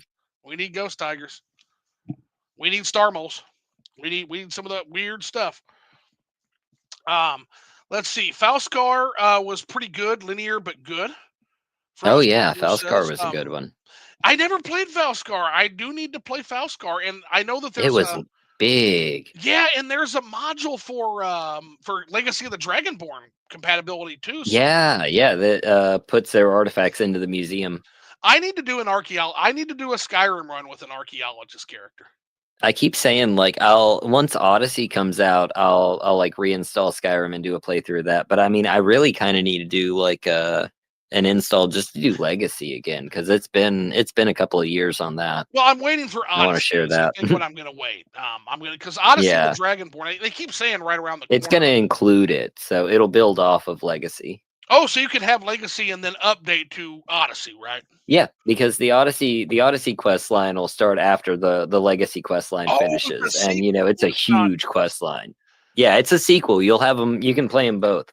Oh well, fuck. There's no reason to wait. Then I've been wanting to do an archaeologist playthrough. I've just been wait. Okay, cool. Yeah, Well, right. And I will get that filling up goal the probably museum next will month. take a while, so you got time. Dude, yeah, like fuck. Even to get to the main quest of Legacy, it's like 500 items or some shit. To get It's the Sword of big, Ancient yeah. Gods.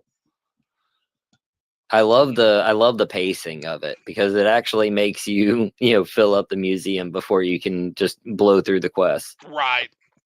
No, Legacy, especially if you use like the Art Wars Ultimate Start, like you Hmm. can literally Oh there's a yeah. Legacy Start where it's like, yeah, I'm an Yeah, you archaeologist. can I'm just here. start as an archaeologist Yeah, in Solitude.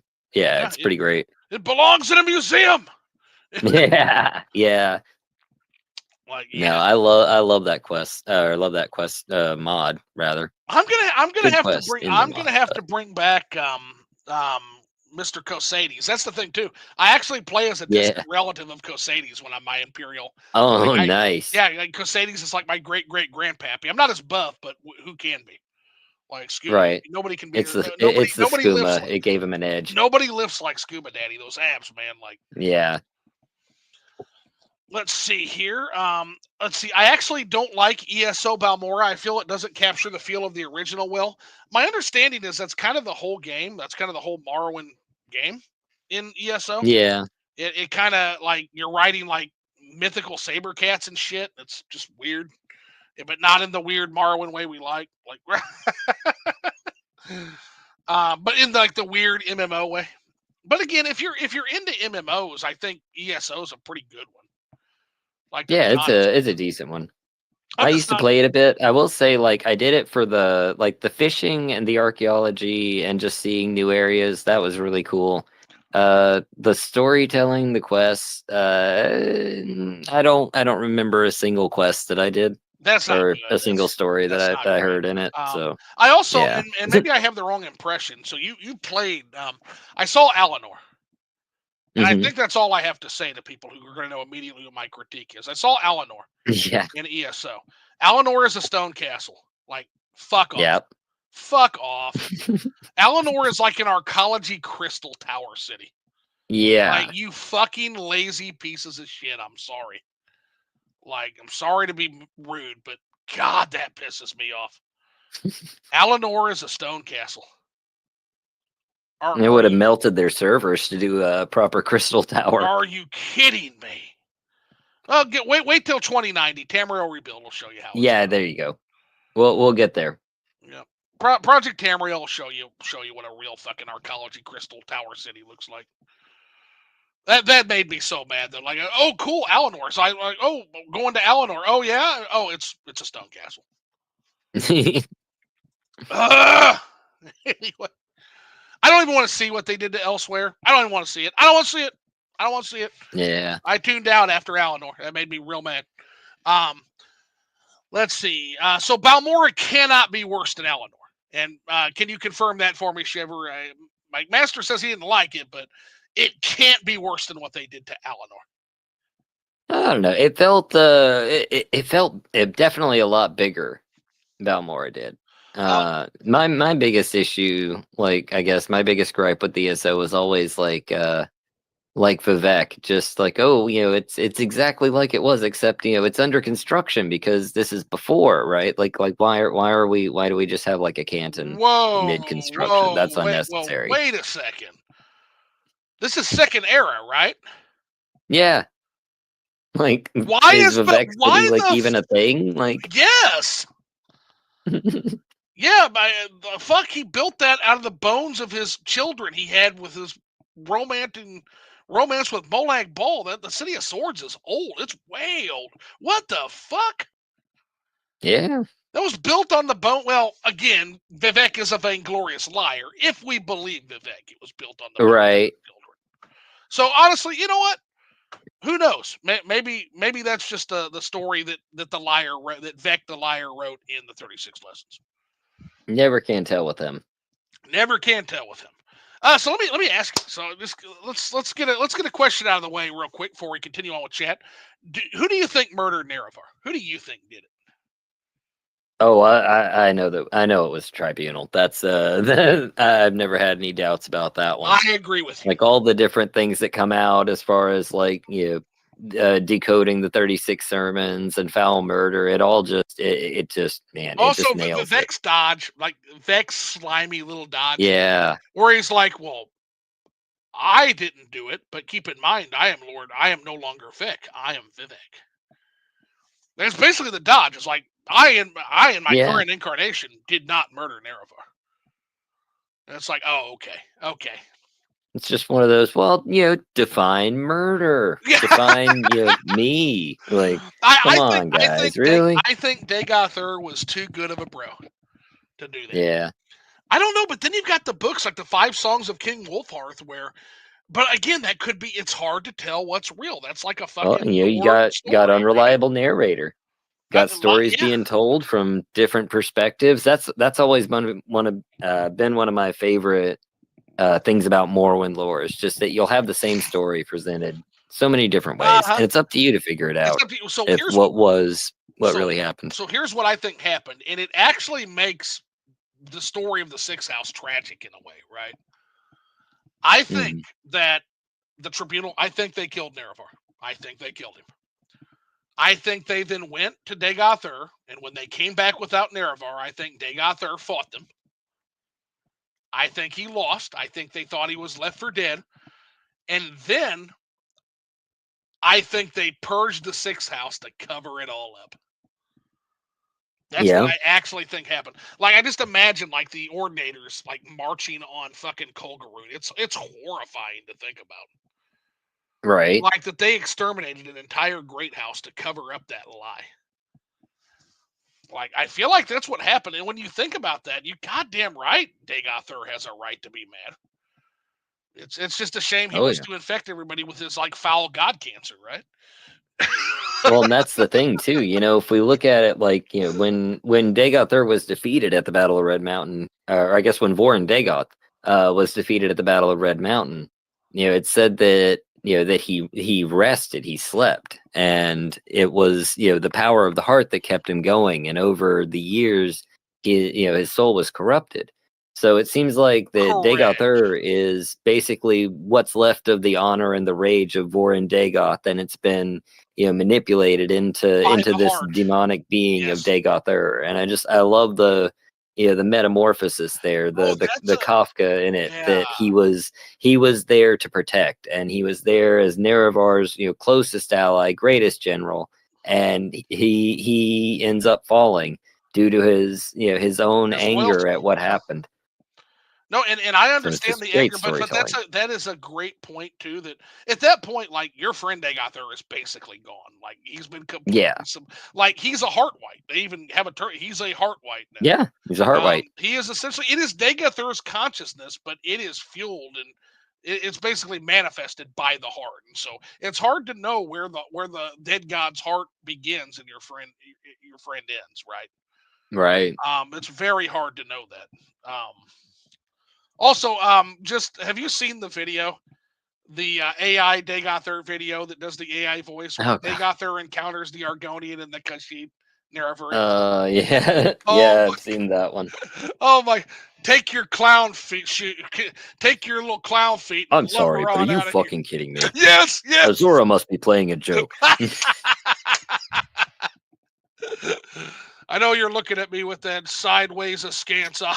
So yeah, take those The clown last feet 20 and lumber times you've on out come of to me, here. you've been a Dunmer. I can only assume that Azura is playing some stupid joke on me. That's great. Hey, come, Nerevar, come. Oh no. Oh. Ah, Moscow Master says, I think the 1,000 cults are still going to be represented in the East. They just aren't that prevalent. 100%. Yeah.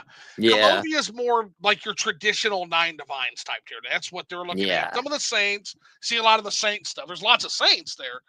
But yeah, Nibene is going to be wild. Nibene is going to be, no, Nibene is what we all chomping for. But That's again, going to be the jungle. yep, that's the jungle. Yeah. And again, to be fair, because there's a lot of people when Becky Shores launched, there's a lot of Morrowind people I saw on forums and were like, "This is really cool, but where's the jungle?" It's like, dude, if go read the Pocket Guide to the Empire. That was Calovia has never been dense jungle. Calovia is tropical savanna, Rolling Hill, yeah, but you're getting there, and we got some of it with the basic marsh area. That's you got a little bit of a taste of it, but yeah, the real rainforest is going to be to the east, guys. I promise you, you don't know. Anybody who's critiquing this, I promise you don't know more about the lore in the third era than that team. I promise you don't. Just let them cook. Let them cook. Let them cook. That said, a vast majority has been nothing but gushing and positivity, and it's such work. But every once in a while, you get that person's like, "Well, I thought it was jungle." It's like, yeah, you clearly only read like one page of the Pockets Guide, huh? Like, there's Badlands up north. Syncrator's in a fucking like rocky Badlands area. Yeah. I tell you, I'm gonna take a quick bio break. I should be back in about 30 seconds. Okay? Not a problem. Nope, no problem. Let's see. Lisa Witt says, yeah, Nibonai is the wild part of Cyrodiil culturally and religiously. Yeah, 100%. It's very, very, very rainforesty. Moscow Master says, nah, Nibonai is the civilized part. Kolovia are backwards pseudo-Nords. Uh-oh. They have kings. It's barbaric. Anyway, question for Swit. When they look at the chat again, have you ever watched THLMR? No, but I'm about to while we're waiting on Gitshiver. And then I'll ask him too. THLMR. And I'm going to guess that's Elder Scrolls related, so I'm going to do Elder Scrolls behind it. Oh my God. What have I stumbled upon? These are like... Whoa, it's a whole series. And it's by my boy All in All. Okay. Is this the same dude that did the Song of Pelennor? I'm going to skip ahead to get answers to these questions. Holy shit. Whoa.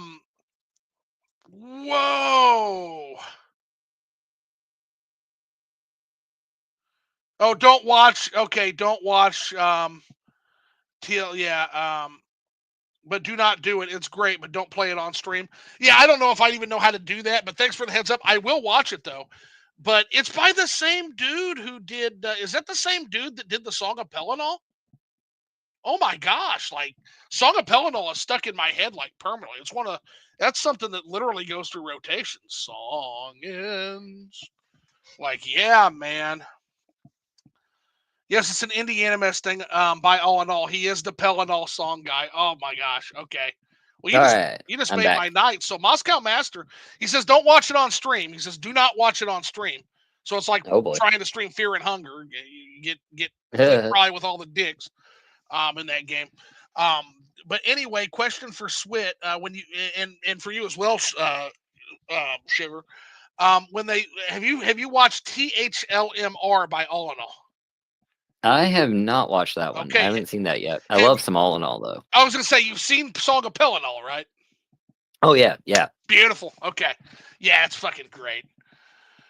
Okay, Frost Troll Brew. Todd himself said he would never let them touch Marwyn. I had heard that. I just didn't want to say it in case it was not true. Hope so. Yeah, I know Todd has great... I think I've also seen something where Todd basically has acknowledged the modding in Morrowind and basically like given it a thumbs up, basically. Oh yeah. But yeah, Todd himself said he would never let them touch Morrowind. Yeah, it's like that's like a religious thing to him, man, like Morrowind. All in all, the old devs from Morrowind have either left or been fired by now. Yeah, only little Todd remains, man. And yeah. And again, he's more of a marketing guy at this point than any kind of creative lead. And again, even back then, like his style was always more like the action style. Like his game was Redguard, right? That was his big. Julian LaFay that was and his Michael first one, I think. Kirkbride. Yeah, Julian LaFay, Michael Kirkbride, Ken Ralston, people like Goodall. Those are Douglas Goodall. That's the team that really put the heart in as far as Morrowind goes. And Kirkbride allegedly some drugs with it. Yeah, the jokes are great. Also, isn't Kirkbride's wife doesn't she occasionally come on the TR forum still, Lady Nerva? Yeah, Lady Nerevar. I I haven't had the pleasure of encountering her myself, but that's my understanding. Oh, Kirkbride's on my bucket list, so if I can ever encounter her, that's one step toward getting Right. Kirkbride in for a combo. Absolutely. That guy's elusive as fuck, though. Yeah. I don't think he has social media, so. I imagine he's pretty hard to get a hold of. Uh, Frost Troll Bruce says, I will never hurt a Jeffrey. They are to be petted, not hunted. 100%. And Moscow Master knew it. Yeah, Tapatin Klaus. Yeah, Tapatin Klaus did a great fucking job. The dev's name is uploaded by Tapatin Klaus. Yeah, he did the Lifeblood of Balmora. It's such a great mod. Oh my gosh, so good. Frost Troll Bruce, I'm definitely going to have to catch up on this guy's channel. I only got here because of Git. Yeah, I mean, feel free to stick around. We have a lot of fun, man. And most of my content these days is Morrowind. The channel's actually flipping the Switch because I do Switch content, Nintendo Switch content. But I just I fell down a Morrowind rabbit hole against something. And so, It'll do it to you. Finally I decided, why am I lying to my fucking channel? It's like, hey, this is this is now a Morrowind I just channel. want to play Morrowind. And we are now SwitTube. So, yeah, 100%. The River Review guy. Yeah, the River Review guy's got some great stuff. Definitely check him out. Yeah, I've been watching some of his stuff. He's fun. He's a lot of fun.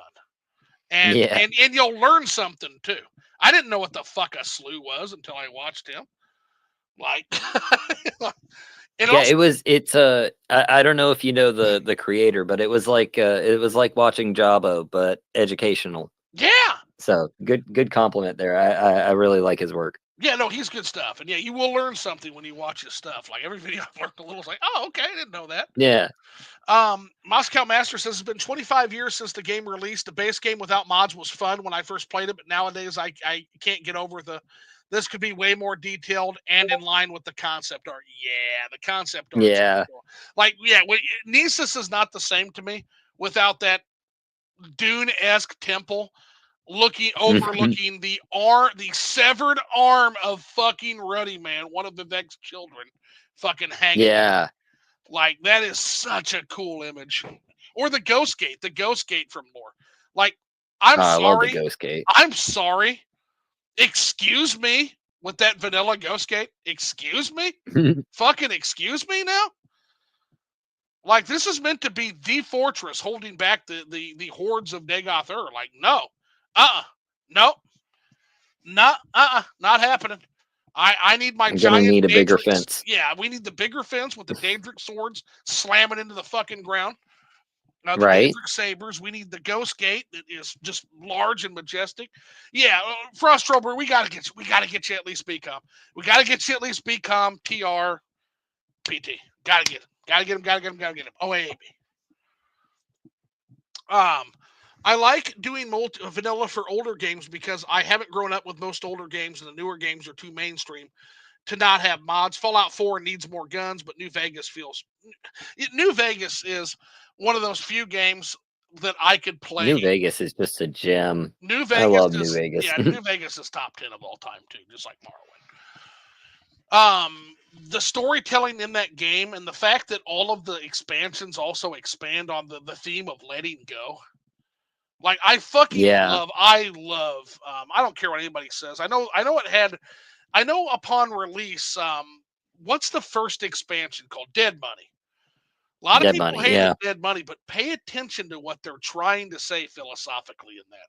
And it's all about the idea of letting go. And literally, that is the thorough line through the entire game of New Vegas. Yeah. Like, it's incredible. It's about how ephemeral things are, and especially in a world like that, man. And I adored every second of that fucking game, from the base to Honest Hearts to Dead Money, to the absolute set Obsidian storytelling just kicking in there. So good. The insanity of Old World Blues, the final confrontation with the other courier at the end of Lonesome Road, like, just cinema. Pure fucking cinema, as the kids like to say. Oh, now I want to play Vegas again. Yeah. Now I want to play fucking Vegas, rocking out to some Marty Robbins and get 1,000 YouTube copyright claims again. It'll do it. Oh no, that game. Yeah, that game was a copyright miss. But Yeah. that's okay because I'm not monetizing anyway. So jokes on you. You can suck a fat one. Fucking music license people, because I am not monetizing anything. I have a channel with like around 300 people. Like I'm not monetizing shit, so I can do what I want. Let's see. Doors of Oblivion multiplayer. Hey, Git and Swit, I've got an idea. Okay, I'm listening. I need to see if I can bug my cousin to get Morrowind on PC. He tried Xbox with Game Pass and got whooped by Snowy Granius. Oh, we've all been there, though. We've all been there. Snowy. Yeah. Snowy and that motherfucker, the Rod from God in Ulamusa. Yeah, Godrod Harry Breeks. Godrod Harry Breeks. That motherfucker has one-shotted me more times. Like honestly, it's like a rite of passage to go kill his ass at level 1 now. Right. By any means necessary. Snowy's kind of It's the just same that way. really early Morrowind character naming that didn't follow any convention. It was just Easter eggs and having fun with the characters. Yeah. Did you see? Was it Borean Knight who did a video on that? I think it might have been. Okay. Yeah. So Alec did a video on that, and his whole premise was that he was trying to kind of timeline the game. He's like, this was either one of the first things they did or one of the very last things they did in this game. And he's not really sure which, because it's either this is before you had the lore standards, or it's when you were just trying to do that hurry up offense, that 2-minute warning, right? But it's always felt to me like it was an early game thing where they were trying new stuff and they were just having fun with it. Right. So maybe it makes sense because it's the first major main quest dungeon. So it makes sense that would be one of the first dungeons they completed as part of that main quest, right? I mean, Snowy Granius is the first NPC you have to face. Like it's the first one that actually comes up on the main quest. Yeah. Snowy Granius. There's three NPCs that are infamous to me and just kicking the living fuck out of me and giving me an early death. Snowy Granius is one. Godrod Harry Breeks and his fucking belt of Northern Nook is another. And then I can't think of his name, and I'm to my shame. I think I know who you're thinking of. He's the wizard in Adamasardis. Yes, the wizard in Adamasardis. That fucker. What's the one I was thinking of? He has Daedric Bite, man. Yeah. Like his spell does like 35 to 50 damage, and before that, he hits you with the weakness to Magicka spell. The first thing he cast on you is weakness to Magicka. That guy is an asshole. No, that guy is an asshole, and so that game again. That's there's another Morrowind content guy that made a video about how perfect Satanin is for introducing the game's concepts. Have you seen that video? It's really I have not. Let me see if I agree with the sentiment, though. Yeah, no, he talks about just what a perfect starting area Satanin. It introduces the politics, it introduces the political climate, it introduces more of with like the tax collector being they're mad at the tax collector and the census and nexus, and the fact that it's a little road town that was supposed to get an imperial fort but didn't because Pelagian was built, and so that ended up killing the town.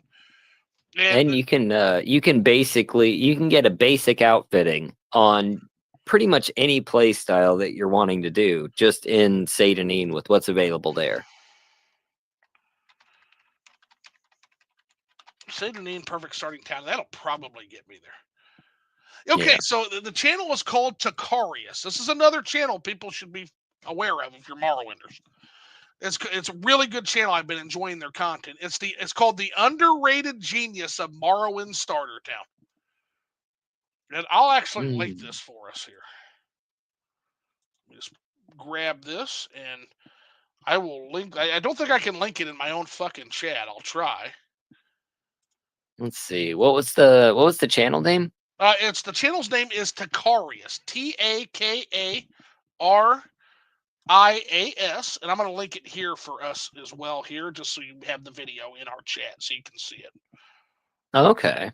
Yeah, there we go. That's a great video, and he's got a lot of cool stuff too. So yeah. All right. I have to check that out. So Frustro Bruce said he gave up on that one fight, and I simply told him level 1 with kite and bow, and I'm a Khajiit. Just saying. Yeah, yeah. Snowy Granny is yeah. You want to keep him at a distance unless you're real strong, like, or you can just do the natural thing that I discovered as my first breakthrough character in that game: a red guard with a longsword. Man, Rayguard is such a good class. Like I rarely ever play them, but they are. I've actually I had one like I was gonna do a video on like a Morrowind like racing kind of setup, and Yeah. like it was gonna be just straight Rayguard because the speed boost is insane. Well, yeah. Not only that, but adrenaline rush, man. Hmm. There's not much adrenaline rush Oh game yeah. involved. With adrenaline rush, I can have the Chrysamere, the Lord's Mail, and the shield, the Eliodon's Ward shield at level Hmm. 1. I can have it at level 1. Oh yeah. Now again, these days I'm a role player, so I don't do that now. But if you want some pristine equipment, some preem equipment, oh yeah, yeah, Red Guard's the way to go. Lisa Wish says Morrowind is forever. Amen. Love People says Morrowind is great, but I can't help but sometimes feel it'd be nice to have Morrowind, but with a more modern touch. Yeah, I could see that, and I hopefully we do eventually get Skywind, because I think that would be a great example of what a passionate community interpreting Morrowind well could do. I don't want Bethesda to touch it, Luffy, and the reason for that is I just don't trust them nowadays. The the company that made Morrowind and even Oblivion, which I know you like, that company is gone, man. That company is Yeah. gone. This is the company of Starfield now. And again, I'm not shitting on Starfield. I've never played Starfield, but what I've seen just Well, doesn't. and you know what's interesting too? Today, as a matter of fact, is let me see if I can find this again. It is where's my channel? Okay, so today is the day. Skyrim was 2,403 days old when the Elder Scrolls 6 trailer dropped. And now the Oh Elder my Scrolls god. 6 trailer is 2,403 days old. So the trailer is as old today as Skyrim was when the trailer came out. We should be expecting Elder Scrolls 7 by now. So that's That's just where we're at on that. man, we're never getting Elder Scrolls 6. It's gonna be. They've even said it's still in conceptual phase. That's craziness. Yeah. Also, you literally have Bethesda devs coming out and being like, "Hey, just want to curb your expectations, y'all." Like, what the fuck kind of PR is that? So I have no Right. faith in that game. That said, when Skyrim came out, and I think we're in a different world, and I think I kind of know your answer to this, and it's the same answer I feel like I have. I think we're going to agree on this. Is there some concern that when that new Elder Scrolls project comes out, when it drops like a fucking meteor on the gaming landscape, that it's going to suck the modders out of the Morrowind community and into that new game? Or because that happened with Skyrim for a little while, but I kind of feel like we're in a different time, a different place, and a different world at this point. Well, I feel like I'm not so much worried about the Morrowind modding community. Because they've weathered that storm, Yeah, twice now. yes. Mm-hmm. Um, I am worried about the Skyrim modding community, just to see what will happen. And again, it's going to depend entirely on quality of Elder Scrolls 6. Right. If it's a shit game, the modders aren't going anywhere. They're going to stay where they are. Like it's going to have to be really good to motivate the entire community to jump over. And I personally don't know if I have a lot of faith in that happening. Yeah, it's a different company now. It's just a different company now, Yeah. man. And I agree. Sentiment wise, I agree with that. I think Morrowind is going to be just fine. I think Yeah. Skyrim, it's a coin toss, depending on, like you said, the quality. I think no matter what the quality is, I think for one, fucking, we'll have the entire Tamriel rebuilt fucking done by then. Hmm. For one, so the only thing Right. that might be at stake is fucking Argonia and the other. Like what's gonna release next? Right? PR full release or Yeah, Elder yeah. Scrolls 6. Argonian and the other provinces might be the only thing at stake by the time fucking Elder Scroll 6 finally parks its ass and not. Yeah, but also, Elder Scrolls 6, I don't see it scratching the itch that Morrowind does. I It don't won't. see Morrowind players, jumping ship. No, as someone who's played them all, nothing scratches the itch Morrowind does. That's why I'm still here. Yeah. Nothing scratches that itch. Only I Morrowind can probably scratches get that GTA itch. 6 before Test 6. Yeah. Yeah. Yeah, I think, by the way, 100% think that's going to happen. My understanding is GTA 6 is pretty far along at this point because Rockstar don't fuck around. They've been working on that game for years. And Yeah, they don't drop a trailer and wait 8 years yeah, to when they develop show the it, game. it's probably 3 or 4 years away tops. And that's probably too far out, honestly. We'll probably get that in 2026, 2027 at the latest. Yeah. Frost Troll Bruce says, "I want Elsewhere." Oh, Troll, we all want Elsewhere. Elsewhere is honest to God, that's probably my dream project, if I'm being real. Yeah. Elsewhere, I like Valenwood too. I really want to see the migratory trees. I want to see Falinesti that like roosts in 4 different places depending on the seasons, and it's this giant tier 3. It's not a tier 4 or anything. It's like a tier 2 or tier 3 city, but it's in a tree. It's in a grotto. Yeah. I'm really curious to see how they're going to do that. Well, it can't be any worse than ESO, which is like, yeah, the Imga and Falinesti, which the Imga don't live in Falinesti, but the Imga and Falinesti just vanished. Like all the grot trees vanished, so it's just a regular forest. And guess what? There is a Falinesti, and it's a stone castle. Fucking Bethesda. it's on par with Palpatine somehow returned. Oh God, don't even get me. Ironically enough, Get Shiver, just as a quick aside, you want to talk about a nuclear take. Are you ready for a spicy take now? Okay, hit me with it. Okay, so the only movie in that new trilogy I will defend is the one that everybody can't fucking stand, and it's The Last Jedi. I will not defend the other 2 movies. The J.J. Abrams retcon fest that is the Rise of Skywalker, yeah, and then the A New Hope 2.0, eh. Yeah. But I actually think that The Last Jedi, and here's why I'll defend it, okay? The Last Jedi, to me, was the only movie that actually took chances and gave us some new ideas. The whole idea of there being something beyond the Jedi and the Sith, that proposition that Darth Emo made. What was the proposition? He said, let's kill the past. Let's leave the past. Kill it if you have to. Let's get beyond the Jedi. Let's get beyond the Sith. Let's find what's next. You know what it reminded me of? Again, it's an obsidian joint that was undercooked because they didn't get enough time. Kreia from Star Wars Knights of the Old Republic 2, baby. Oh, yeah. That's what The Last Jedi, that proposition after killing Snoke to her, that's what that reminded me of.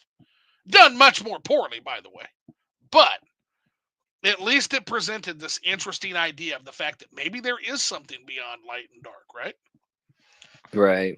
That was cool. Yeah, as far as like when it comes to like Disney Star Wars, like I'm glad that we got Clone Wars finished out. I'm glad we got that wrapped up and we got more of that. I hear Andor's good. Andor's good, and I will defend Andor's good. I liked the Obi-Wan series. That was really good. I haven't seen that yet, and I'll defend Rogue One. It was only a few episodes. It wasn't even like a big long thing. But yeah, I'll have to check out Obi-Wan. Andor's getting another season, which is cool. I haven't seen The Acolyte yet.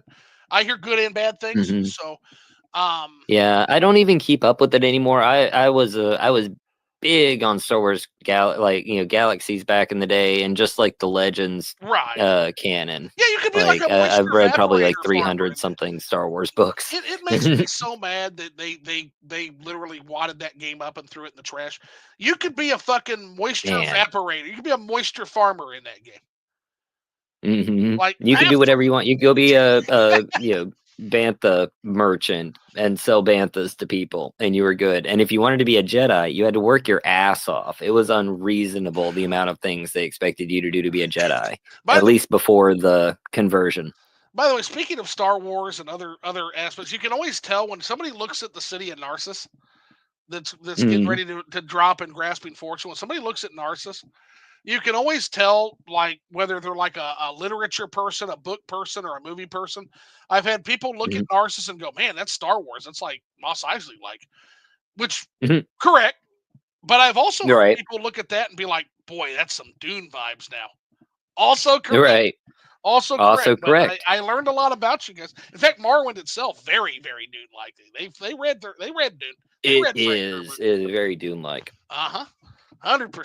With the houses and yeah, good stuff. But we all went elsewhere. Lofi one says, it's age, but it doesn't mean it's bad. It's just old. Yeah, Morrowind is very old at this point. Yeah, Morrowind is Some of the finest things are aged. exactly Like this Barbados rum. like your Barbados rum, like the rum I'm getting ready to pour. Not quite as aged as yours, but I'm actually doing my refill right now, and I am getting ready to pour which I told you about in the pre-show, El Dorado, 15 year is the sweet spot in this particular line. But any of the El Dorados are fabulous. They're a rum out of Guyana, which is one of the finest rum nations on the planet. One of the finest rum distilleries you'll ever see is the El Dorado distillery there.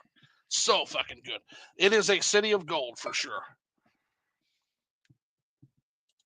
But yeah, gotta drink some rum to celebrate the Becky and Shores recent release, right?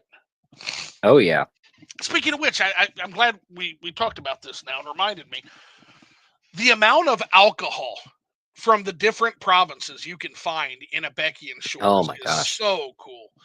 You can literally start an alcohol collection now, and I think there are literal alcohols from every province in Morrowind in that like you've got stuff from Somerset, you've got whiskeys from Hammerfell, you've got an orc draft that will probably fucking kill you if you're like, you got a whole variety. Like I'm Valaria is an itinerant priest, and I'm thinking about retconning her to be kind of a drunkard, like a drunk friar type, so that she can like load up and have an alcohol collection start. Because yeah, it'd be a character after my own heart. She specializes in communion.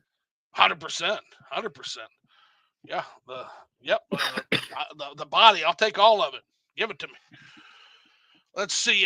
One of Beyond Skyrim's biggest mistakes was been not adopting the release model. I think it will cause us to not get most of the provinces in the fourth area. Yeah. And again, it's also just the fact that it's such a hardware hurdle in comparison to Morrowind. It's just they bit off a lot, when they tried to do that. It's worthy. It's worthy. Bruma is a fascinating look at an empire in decline. I absolutely love what they did with that. Oh yeah, I've played through BS Bruma a couple of times, and I always enjoyed it. Mm-hmm. Yeah, it's very cool.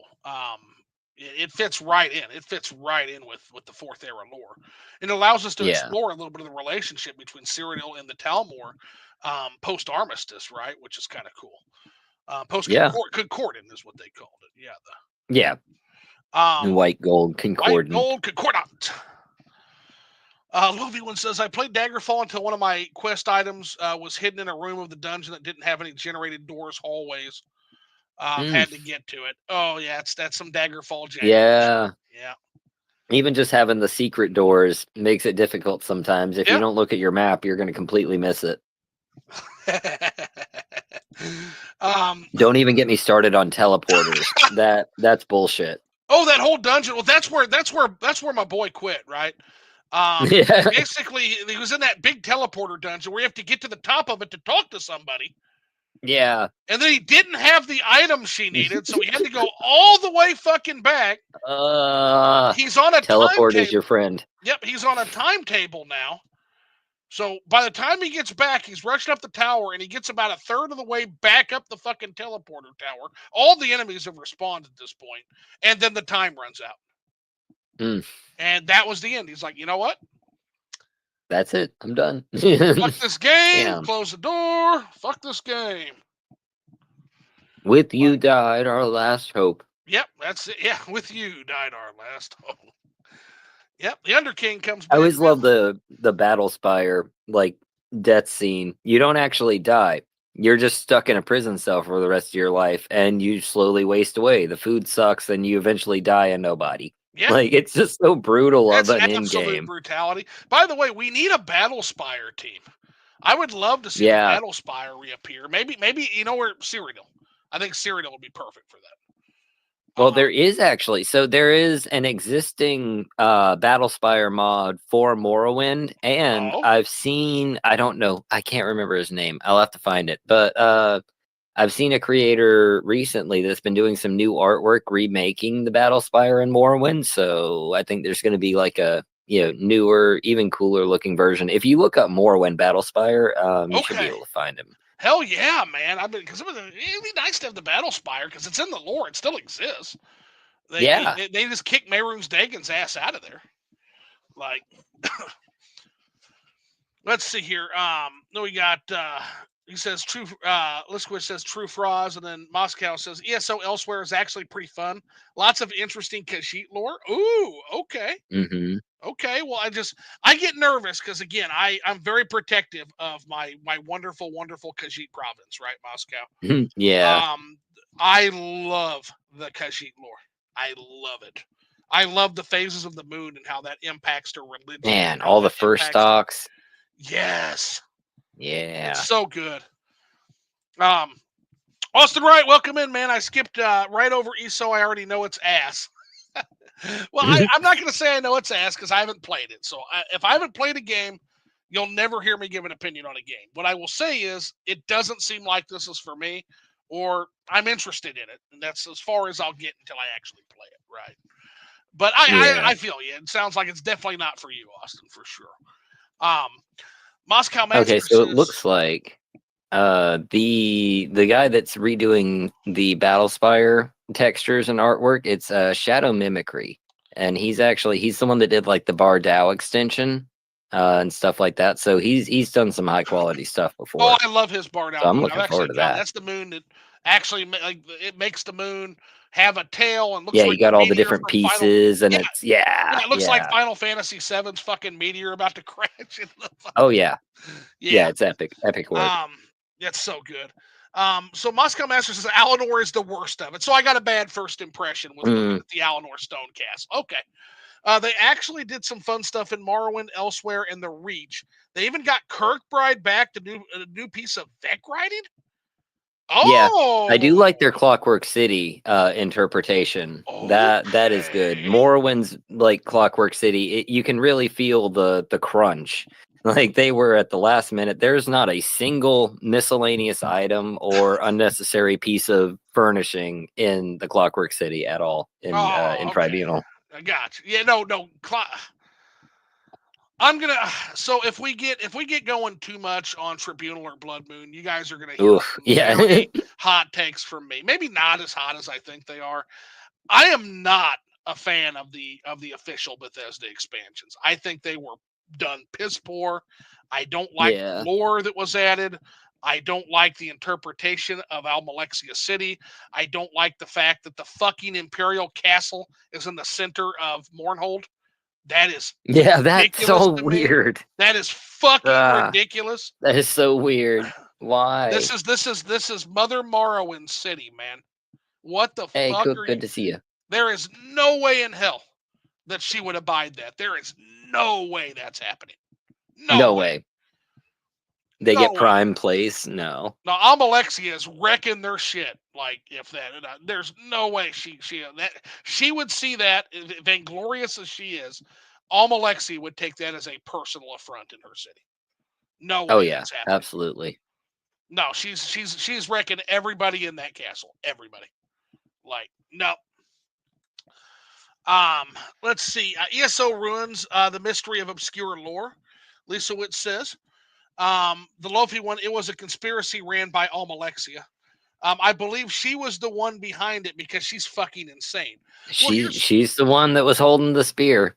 she was the one holding the spear. I think Almalexia was conniving for sure. I don't know if she was Hmm. insane at that time, Lofi. When I is it not I implied think that it was her plan. it was her plan for I 100%? think she developed it and Vec went along with it and yeah, Set he was just with the group. Well, so yeah, I they don't were think all he had much choice. they were all convinced. Like if you look at Set was the one who stepped up and gave Azura like the talking to speech, right? So like Yeah.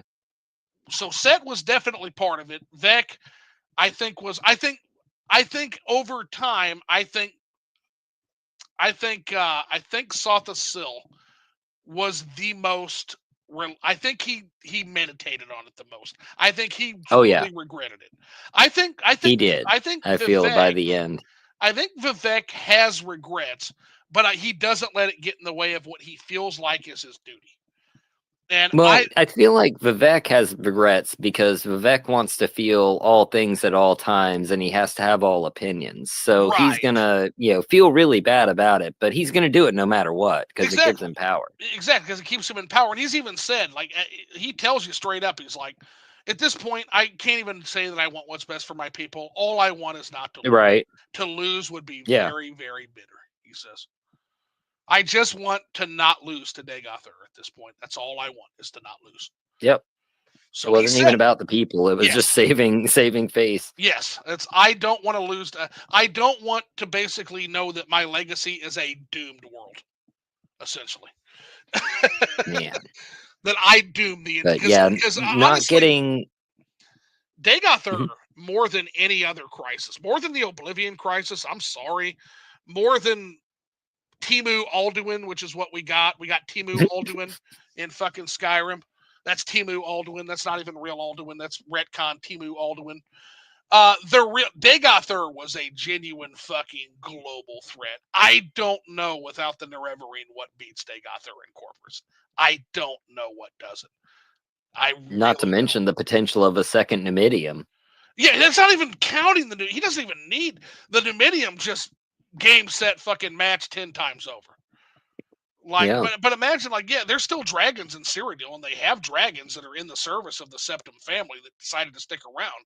But nothing, to Yeah. my understanding, is immune from Corpus. So what the fuck happens when you get like a White Walker-esque Corpus dragon?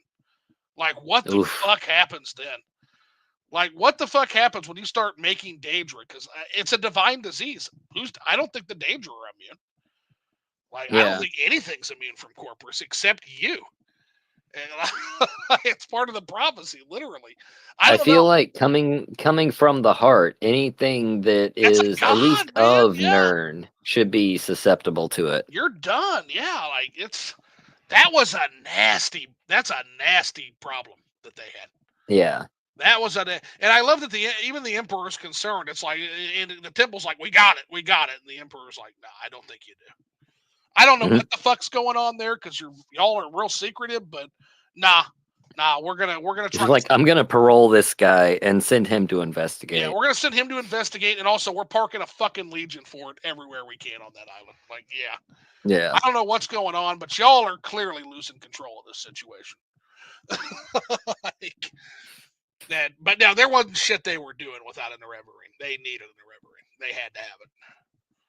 Like that, Dagothur had a. I mean, even the document, like the Dagothur's plans documents, like he has a decisive advantage at this point. Oh yeah. But yeah, Once Almalexia and Saltasil lost the the tools, tools. like it Yeah, was the shit hit the fan. yeah, that was you get. Yeah. They were in check. They were in fucking check at that point. Like, yeah. Let's see, but yeah, as far as Almalexia being the one, so yeah, Vivek has regrets that are selfish in nature. I think Sothasil had genuine regret about his actions. Almalexia, I feel like had no regrets whatsoever, none, zero. Yeah. I feel like she had nothing. I feel like she'd do it again in a heartbeat. Oh yeah. Let's see, Lisa Witz making the second era shitty cookie cutter fantasy land with an Elder Scrolls flavor is unforgivable. Yeah, if that's what it is, then absolutely. But I'm seeing some mixed messaging there. And again, not having played it myself, I can't offer a verdict, but I will cede to your differing opinions on the matter. Just kind of, I'm interested in the Khajiit lore, right? Oh yeah. Frost Troll Bruce says, I think Vivek had the killing blow and just tried to weasel out of it. Yeah, they killed that dude. The tribunal killed that guy. They killed Erebor. I 100% believe that. I believe Yeah. Dagothur. I believe Dagothur, and I believe Alondra Sewell. I do. 100%.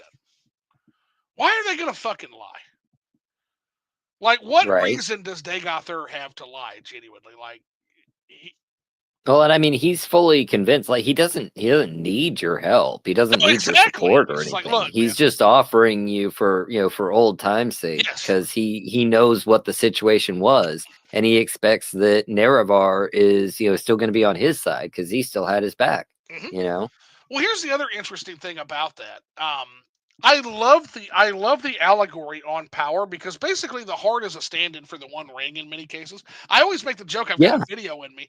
The video that I have in me is to do a video about how even though Oblivion was Lord of the Rings in aesthetics, Morrowind was actually more of Morrowind a is a it was Lord of the Rings in more spirit. it was more Lord of the Rings than Oblivion in spirit. Yes, because Yeah, note the one thing Dagoth did not expect to happen is for you to destroy the heart. He never conceived of it. He's taunting you. He's right. mocking you. And as you get down and you start to strike the heart, then he kind of mocks you for that. Because the first time you strike it, it's like, oh, yeah, you're trying to do the ritual, fool. Then you strike it again and you hear him go, what are you doing? What are you He's like, doing? then What what are are you you doing? doing? Yeah, stop.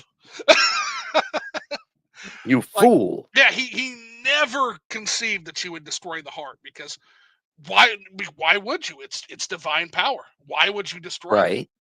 In his twisted The mind, tribunal couldn't do it. they could. Yeah, They couldn't destroy it. Why yeah, would anybody destroy it? You're going yeah. to use it, right? Yes, exactly.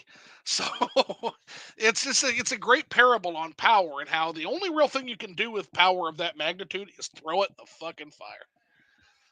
Like it is all corrupting, it is all consuming. And just look at Dagoth Yeah. in the tribunal for a cautionary tale of that. Azura knew what she was fucking doing when she gave counsel. They should Oh have yeah. listened. They should have listened. I'm not saying Azura is always the best influence because she had a bad jealousy problem. Lord, Yeah. Lord. Yeah. But she she Just she gave wise you just counsel. ask Magnus about that. Just, Yo, yeah. Yeah. Oh, that's a great story. yeah. He got a raw deal. Oh boy, did he! Ooh. Moscow Master says thing is it's not all cookie cutter fantasy land, just most of it. Moscow says I can't recommend buying ESO, but there are some diamonds in the rough there. The Reachman getting Yeah. actual lore, the Khajiit Pantheon, and some of the fleshing out of the alien lore is actually pretty cool. Okay. I haven't seen their alien stuff. Alien stuff would be really cool. What I like about the third era lore, and I don't know if the second era lore that they've established in ESO is going to be similar, but the third era lore actually still has aliens around. My understanding is, Hmm. and we're going to see little conclaves of them essentially, of like the Yeah. descendants of the aliens. But which is going to be cool. Yeah, that's Um, why we still have like the active like guardians in the ruins yes. there and the Aurorans, which make it a very curious question as to whether or not we'll see a certain you know Star Knight there. Oh, yeah, they've got to do well. And that's one of the things that I know they were arguing back and forth on. It's like, well, Pelennor Yeah, is technically fourth era. Should we do Pelennor? I demand you guys do Pelennor. Pelennal's technically fifth era, so I don't want to hear it. Yeah, no, exactly. And we need a badass cyborg Terminator Knight coming back, Yeah. coming from the future to fucking smash the alien empire. We need that. We fucking need that. So what I will tell you is, yes, it's technically not third era lore, but Pelennor Whitestrake was mentioned in one of Halgard's tales. He Yeah. was mentioned as being one of the greatest warriors when they were comparing who was the greatest warrior in one of I think it was Halgard's tale. They were arguing that in that book. So Pelennor Whitestrake was mentioned. On top of him being mentioned, Michael Kirkbride wrote the Song of Pelennor. Case Yeah. fucking closed. I rest my case. No objections, Phoenix Wright style. Pelennor needs to be in the game. Yeah. You got to give us something. Even if it's their interpretation, again, I don't necessarily care for this. I want the Terminator Knight from the future, but they talked about even just making him like a Nibonese like savage warrior type guy. But which That could would be which would interesting. be interesting. But again, we want our future Terminator Knight screaming the name of Remen as he assaults Oh yeah. the White Gold Tower. Like we need that. Let's see. Frostro Bruce says, "Boa tarde, amigo." Um, Austin Wright says, I can only imagine how good Marwin will be in 10 plus years. Just got to wait for the next gaming experience of all time, bros. Yeah, in 10 years. So, again, my plan is to not die so that I can continue to experience Marwin. Among other things. I have other things. I like to world travel. I have family. So I don't want to make myself sound too pathetic. But one major, I'm not going to lie to y'all and say one of my major things to keep breathing and stay in good shape and stay in good health is Morrowind. Like for 100%, I love this game. Right. This is Moscow Master saying, don't watch THLMR on stream. Like seriously, don't do it. It's great. Don't play it on stream. Yeah, I found that out the hard way with Fear and Hunger. But now, thankfully, there's a mod that blurs all the digs. So, oh well, there you go. That's good.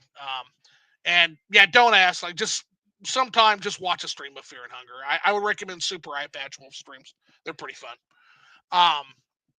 Or every once in a while, I'll stream it.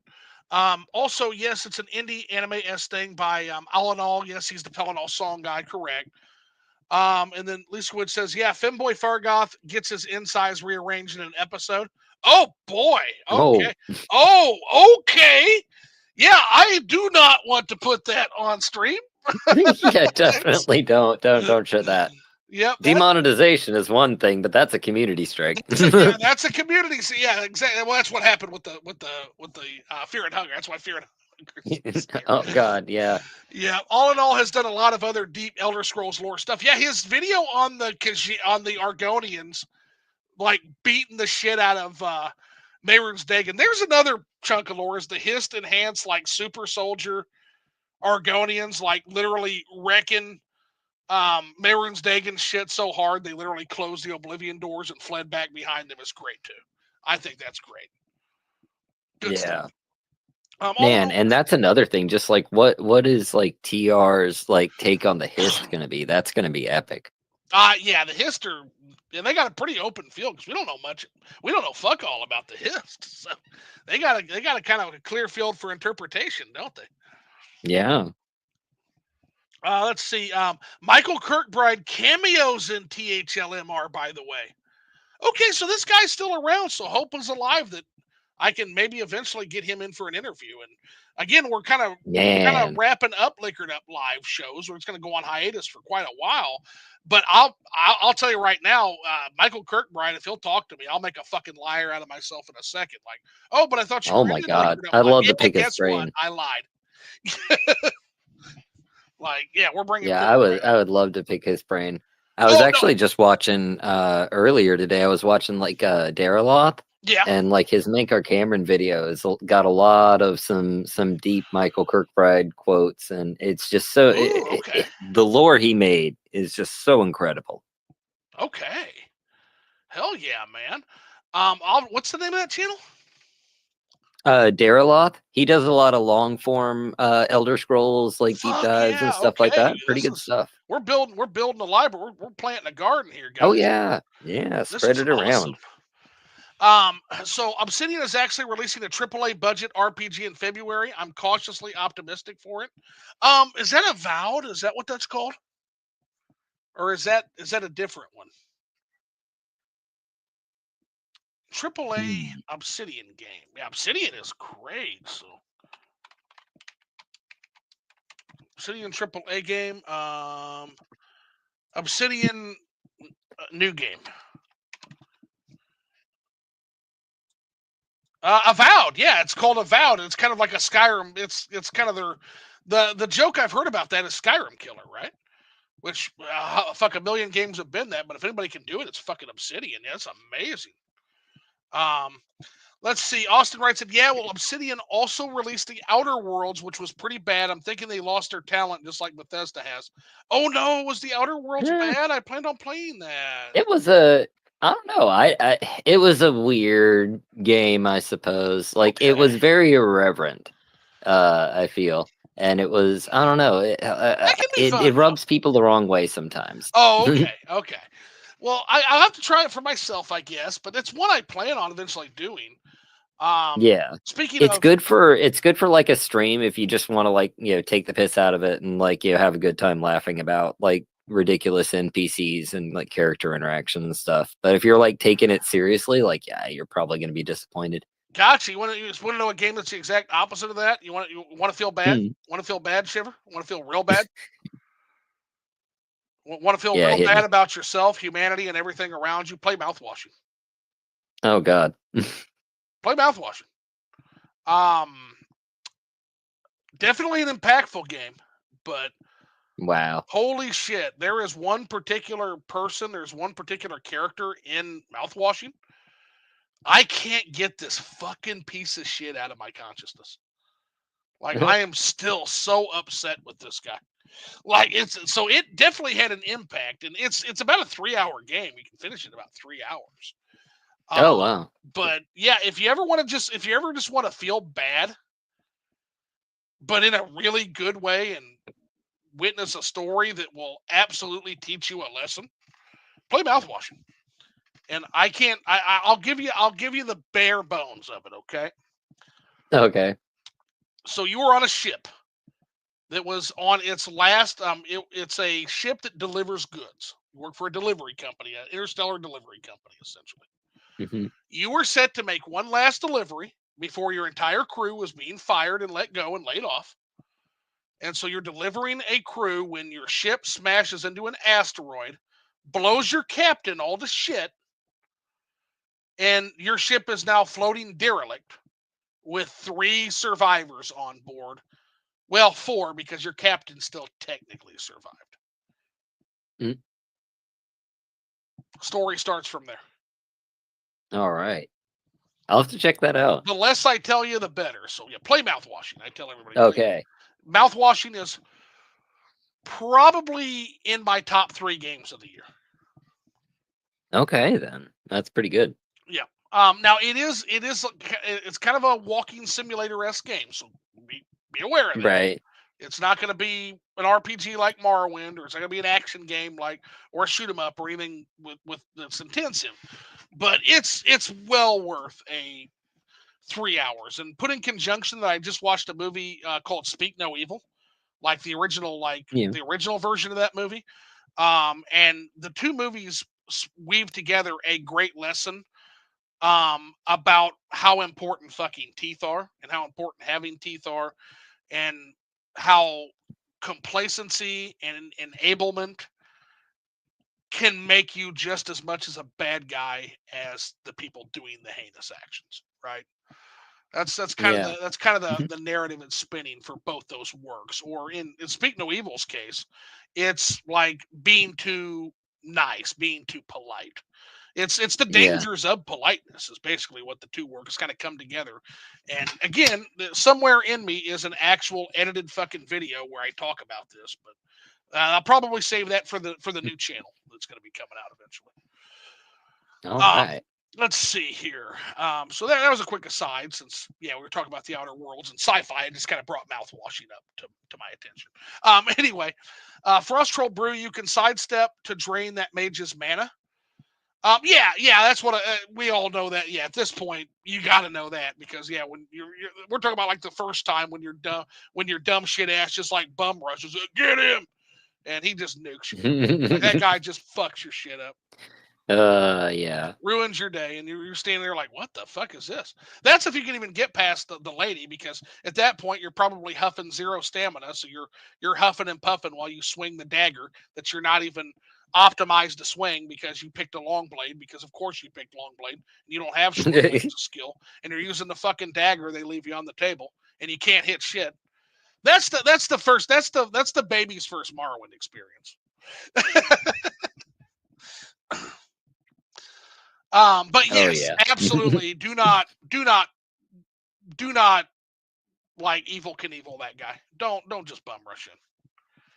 I definitely just showed my age there. Let's see here.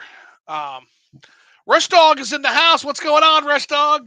He says, evening, everybody. Moscow Master says Obsidian does actually have competent people still working for them. Sawyer's still there, and Tim Kaine does work for them quite often. I was just on a podcast discussing Tim Kaine's last video about, do gamers know what they want? So yeah, Tim Kaine, I don't always agree with Tim Kaine, but what I will tell you is Tim Kaine is one of the most thoughtful engaging personalities on YouTube in terms of knowledge of his craft and being able to open up discussions. He's awesome at that. His topics are great for that. So if you guys aren't watching Tim Kaine and you're video gamers, you should fit Tim Kaine in your schedule 100%. Like, he's great. You know who Tim Kaine is, Shiver? I don't think I have watched Yeah, him. so I'll have to Tim, take a look. he's a former game dev, and he was the guy who Yeah. did Fallout and Fallout 2.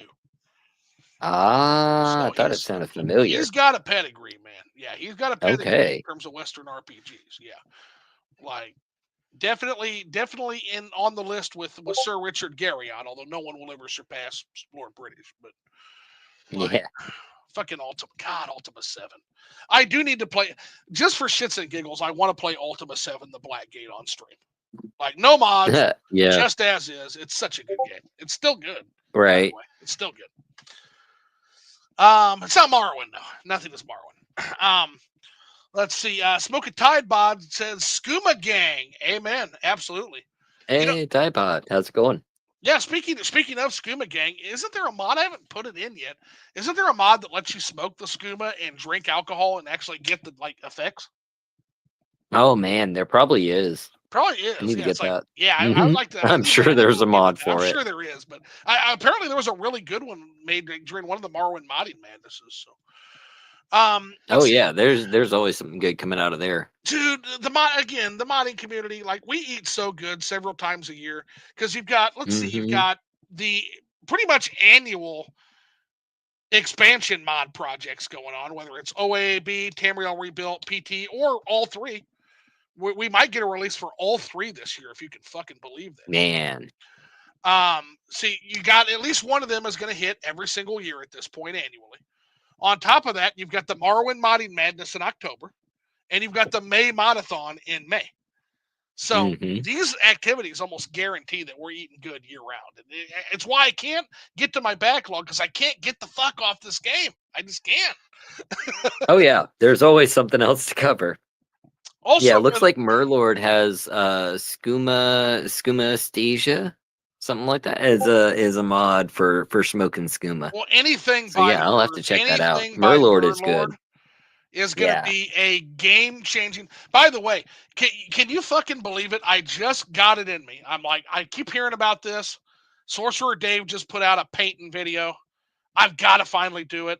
I finally downloaded like the Murlord Triumvirate, which is Ashfall, painting, fishing. Oh man, yeah, I've got the Ashfall and the fishing going. The painting I'm having issues with. I don't know why it's not running right, but it always gives me some trouble. I'll try to assist with that, because I actually was able to do it pretty much no problem. So maybe we'll get together and we'll try to get you squared away on the painting, because yeah, Ashfall's epic. I'm going to colored pencil sketch my screenshots now. So my videos are going to be my colored pencil drawings. I love the colored pencil aesthetic. He just added it. It is fucking beautiful. That's awesome. But anything by Murlord is going to be a game-changing, brain explosion.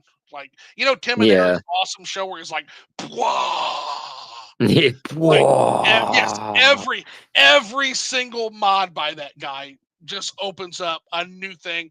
You're like, how the fuck did you make this engine do this? How did you make this engine do this? Yeah, I was covering Ashfall. It was my first time playing Ashfall. Yeah. And I had it with the survival mode and fishing and crafting and the new skills and everything. And I'm playing it, and Murlord's in my chat, and I did not for the life of me realize who it was. I'm like, that name sounds familiar. What do I know him from? And I'm just talking to him, and after the stream, my mod comes to me. He's like, that was the mod creator. And I'm like, oh, okay. Oh, I thought it sounded familiar. I totally didn't acknowledge him. I felt terrible about it, because I like to acknowledge my creators when they show up. Oh, 100%, man. But yeah, Murlord is, again, Murlord is kind of he's the actual Lua script extender maestro. Yeah. So he's the guy. He is to scripting what Seeloff is to dungeon and interior design. They're just in a league of his own. Like, it is insane the things he makes this engine do. Yeah. Again, just about every time he releases something, it's like, okay, this is completely game changing, and it is. Like, yeah, 100%. Like, but yeah, I'm just now, if you can believe it, after all this time in Morrowind, I'm just now playing with Ashfall, and I feel cheated. Oh yeah. I feel cheated, literally. It's a new experience. I feel like I've cheated myself. I played myself by not having this in my load order the whole time. Like, it was just intimidating because, like, man, I know that I've played the Skyrim needs mods, and it's like I didn't care for them. It made the game tedious. No, Murlord's got it perfect. Yeah. It doesn't get in the way. It won't kill you for one, so that's a start. Yeah, it just feels really natural. Yeah, it's just like, oh, you're freezing, so your speed is 18 now. It's like, oh shit, don't do that, stupid. Get some warmer clothes, right? Like, yeah. And by the way, these mods are so good that TR literally implements his stuff in each of their releases. Yeah, they've got so it's they've got fully support. integrated. Yeah. Let's see. I wouldn't discount a company team for one bad release. Me neither. No, I'm also 100% on that, Moscow Master.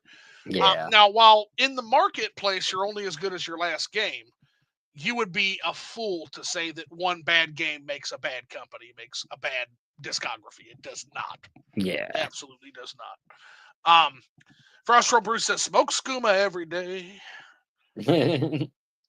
Austin Wright says, I expect Half-Life 3 to come out before Elder Scrolls 6 at this point. It might, actually. Probably so. Which I'm not mad about. I already know 6 is going to suck. Well, yeah. We can cross our fingers and hope, right? But yeah, I mean, I try not to be like red-pilled about it, but Starfield didn't inspire a lot of confidence, so I'm gonna withhold judgment for now. Right, exactly. But Frost Troll Bruce's will probably get GTA 6 before. Yes, and we talk about that. We absolutely will. That's a pretty good. Odds are really good on that, Troll. Fierce Knight says, you will suffer greatly. You in wah. You in wah. Swit. Hence the new channeling. They basically did the Stone Castle stuff in Skyrim too. Troll says Snowhawk in Arena was a citadel of magic, nearly as big as Winterhold, at least in the description. And in Skyrim, it's a bandit fort. Yeah. yeah. All in All is doing a Dune series, by the way. Oh. Okay. That sounds interesting. I'll check that out. We got more first stocks in ESO, Moscow Master said. And you can see the Alfiq.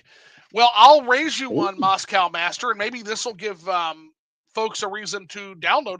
You also get to see an Alfiq in Tamriel Rebuild. Yeah, and if you get the mod Playable Races, I think is what it's called, it unlocks a lot of the Tamriel Rebuilt races for you to play. Yeah, there's another one called Diverse Khajiit that also diversifies some of the Khajiit, because the island only has the Suthai Rad, I think. And they changed that, and they integrate the other races into the various and differing Khajiits too, which is great. COOK says, I'm late. Hey, all, what's going on, buddy? Welcome in, and better late. You're never too late. That's my mod. He's my that's right your hand. mod. Okay. What's going on, man? Welcome in, and I will tell you, at a Liquored Up Live, you were never early, nor were you late. You arrived precisely when you mean to. So that's perfect. So when you get here, the party's waiting on you. And then Frost Troll Bruce says, hail and welcome. Moscow Master says, Tribunal Mournhold is at least still better done than ESO's interpretation. It's another generic stone castle. Yeah. I don't know. So Stone Castle versus Imperial Palace in the center of Mournhold. Do I have to pick? Can I say they both suck? Let's see. I never even thought of how much Almalexia would hate Imperial occupation in her city. But now that you mention it, it's a huge misstep. Exactly, Austin. Yeah. And I think the current direction of the TR team, the Imperial are going to have a presence there. It's the capital of Morrowind. But it ain't going to be in the center of the wheel. That's not right. happening. It's not going to be in the the religious section there. No, Yeah, get your ass over in the foreign quarter. yeah, you're in the foreign quarter. Take your You don't ass get to stay at over the there palace. in the side. Like, Like yeah, Vivek was designed very intentionally that the foreigners were put as far away as possible, and then you put the houses in between, you and the foreigners as like a defensive wall, it and then makes you have like the saints' cantons, and then you get into the temple and the palace. exactly. They wanted the foreigners as far away as possible. Now there is Think like early China with European exploration, and 100%. it's Yeah, like that. Forbidden City. Yeah, exactly. Don't Yeah, come here. yeah, Now, there is a mod that is really impressive. I don't run it personally, as cool as it fucking looks, because it is a compatibility fucking night terror. Not even a nightmare. It is a mm, compatibility night terror. It's called Vivek City of Swords. And what this I've heard of does that is one. it completely repositions Vivek and makes it look like a city. But it Yeah, also, what it does, it puts Vivek's palace in the center of the city. Now, there's two reasons I don't run that. Number one, it does not work with almost anything. It just doesn't, because right. anything, It just does if too if much. you have a mod in Vivek City and you move those It breaks. cantons at all, it breaks everything. Yep. So you really need a mod that is literally centered around that if you're going to play it. And I just lose too much, Yeah. and I can't do it. It's very cool though. The other reason I disagree with is I don't see Vivek as putting himself at the center of his city. I think that's an Almalexia thing. That's an I Almalexia thing. I think Yeah. Vivek is going to be at the far end with the ocean view. I think that's Vivek, where he can contemplate Yeah. and be a little bit further away from everybody. He's not going to be in the center of a bustling city. Like And he's gonna be more focused on like verticality and being over yes. rather than just being in the middle Whereas of everything. Almalexia, not only is she an egomaniac, right, but she was the one that was most in touch with her people. Yeah. She was the healer. She was the protector. She was the one who walked with her Mother people. Morrowind. Mother Morrowind, exactly. She's the one that literally like smited the Kamal with a giant fucking like whatever the Yeah. fuck that was. That's Almalexia. And who is it she fought? Would she fight Molag Bal, was it? She fought Mehrunes God, I can't Dagon. remember. She's fought Nayron Mehrunes Dagon. Dagon Yeah. in the city. She's also fought the leader of the Kamal demons. My Yeah. understanding is she is kind of the warrior of the three. Whereas Right. Vivek's more the rogue and Sothasil the sorcerer. So, um, yeah, very, very powerful. In terms of that. So, and also just egomaniacal. She comes from royalty. She was royalty of Endorial before the first era. Even she was a royal. Yeah. So again, it makes her mentality makes sense. Whereas Vivek was like a street scam. I think even Deviath Fear has some kind of thing where he's like, "Ah, yes, I remember Vivek, That little that scamp. little scamp. Yes, that little scamp. Yeah, exactly."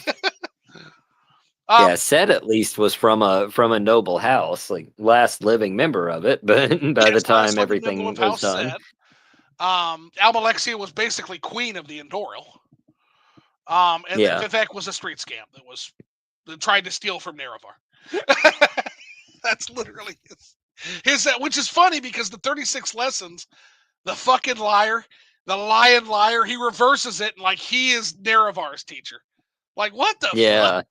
Like, but hey, when you're God, you can tell whatever story you want, right? Right.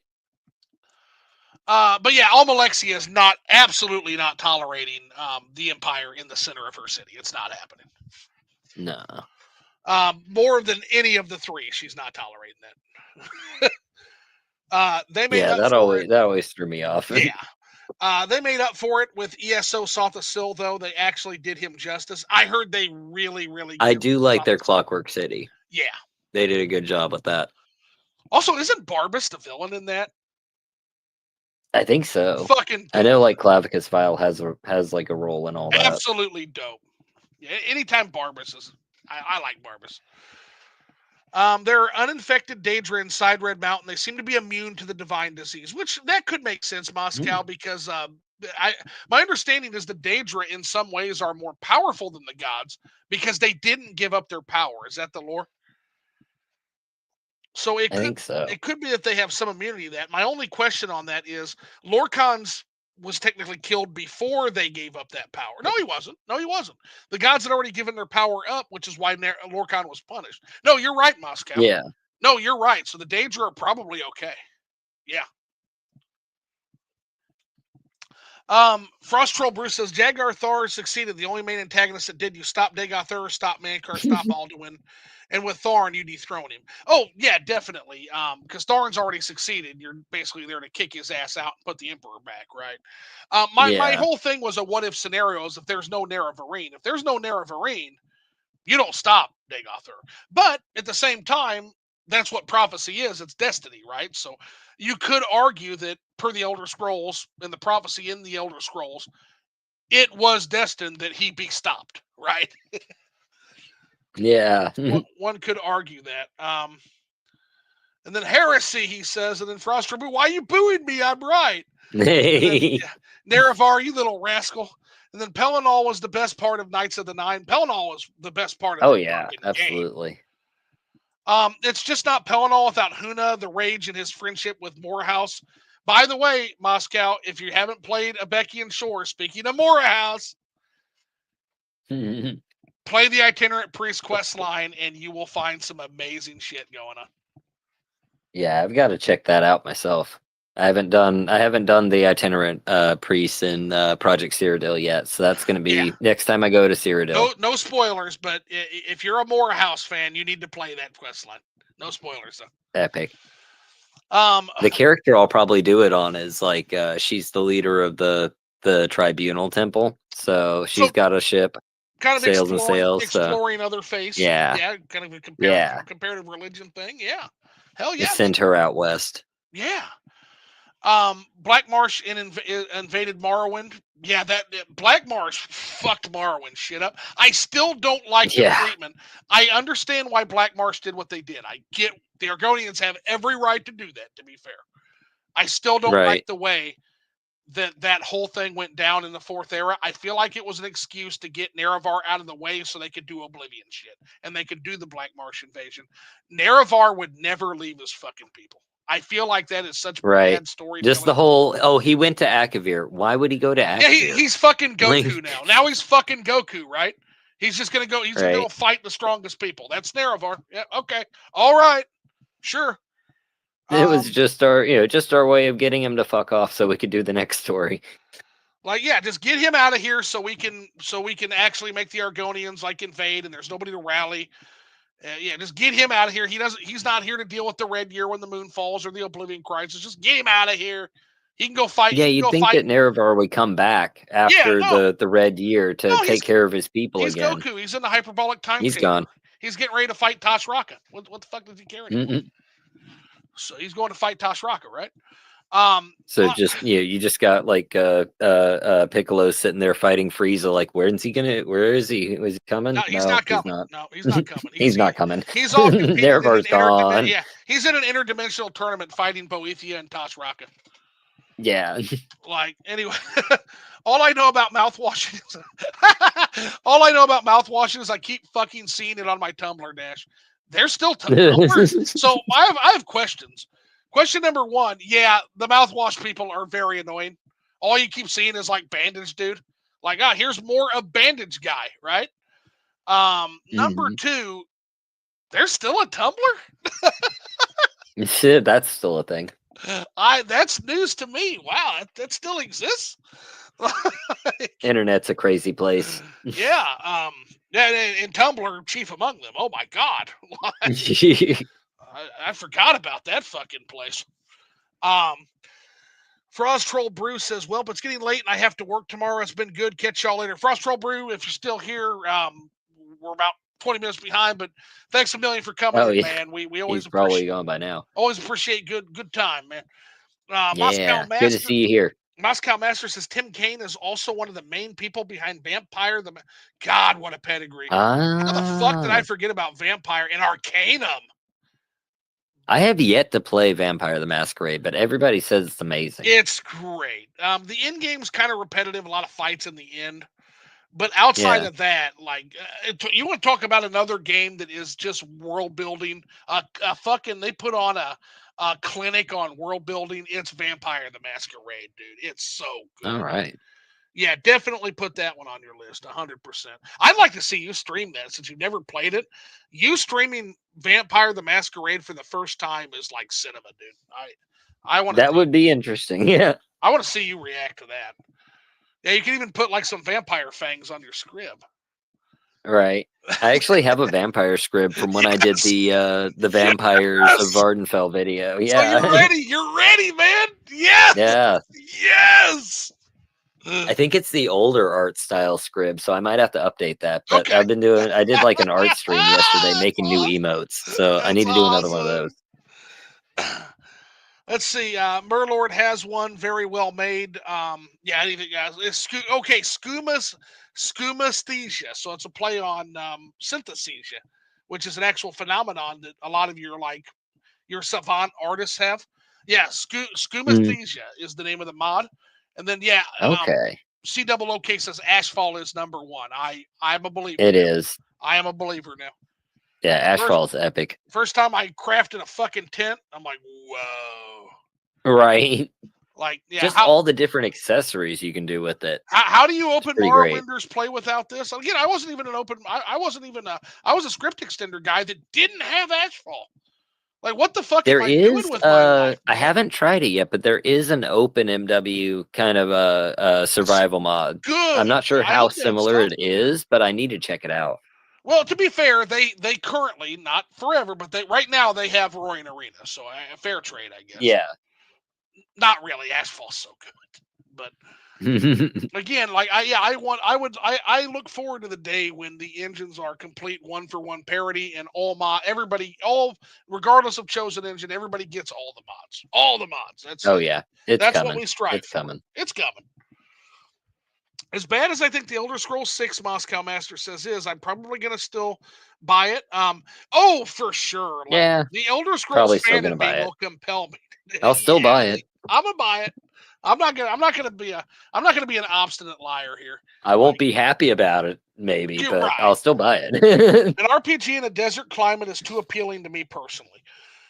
Yeah. By the way, have you seen the map of what TR's doing with the way they've got the desert in the middle, and then all of the kingdoms Oh are yeah. around the Alakir? God, they're so good. They're so good, guys. They're so fucking good.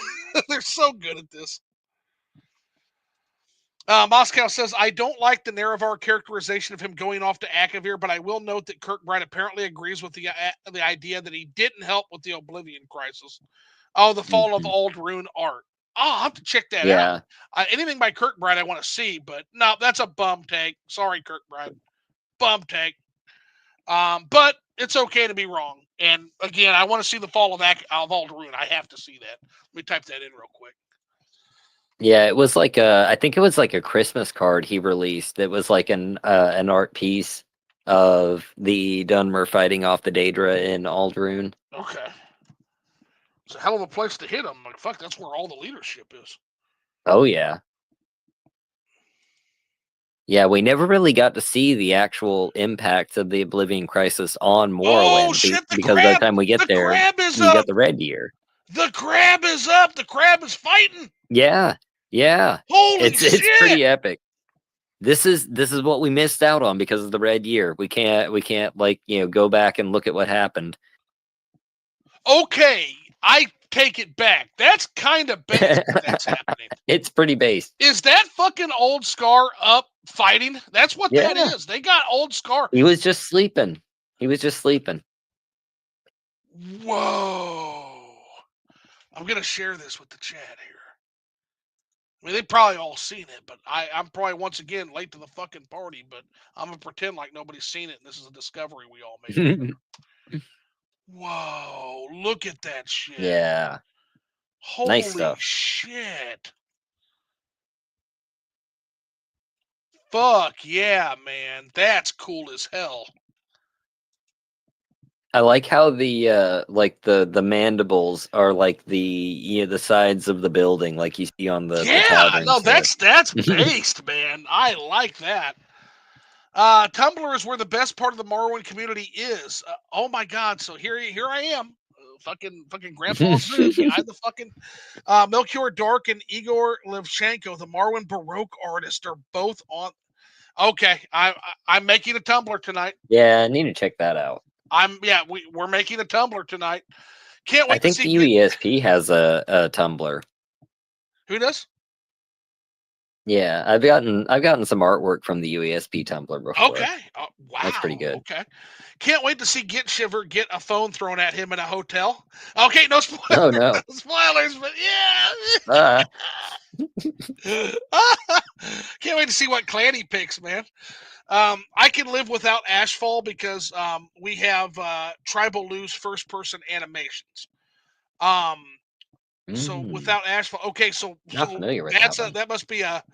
Let me open more Tribal Lou's first person animation. Let's take a look at this. Does it have like the cooking and crafting kind of animations? Those are always neat. Let's see what we got here. Yeah, Morrowind is just a treasure trove that keeps giving, and there are some amazing open Morrowind mods. Are like completely, body options, first person animations. Let's see what we got here. This is open Morrowind only, as to be expected. Let me just take a video here, just for myself here. Tribal Lou. I'll tell you what, if you want a pretty game, open Morrowind is your place. Oh yeah, you can build all sorts of stuff off of that. Well, he's clearly playing as a female character. Oh my God, is that a? I'm sorry, I'm geeking out. I just saw a Silk Strider walk off. Oh yeah, that's a cool mod. There's one you can actually like just ride the Silt Strider, and it takes like you just travel over land. Immersive travel. Yeah, I can't get immersive travel. Yeah, immersive travel. Right. I've got too many mods, and I can't make it work without clipping through all my shit, and it looks bad. Streaming. Yeah, I imagine once you change the world space, you move one boulder, and it's going to be an issue. Yeah. So eventually, maybe there'll be some patches, but I really like immersive travel. What it does, like a BCom patch there, right?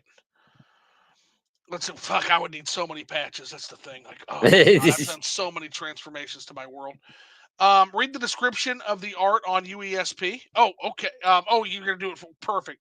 The armies of Oblivion destroy all ruin, ancestral home of House Redoran, even though ancient rituals are used to awaken the dread Emperor Crab. Oh my God. And the whole city literally rose up to fight the invaders. With their warrior house decimated, the Dunmer of Vardenfell fall back as Daedra moved toward a siege of Ghostgate. Prayers to Vivek and Nerevar go unanswered.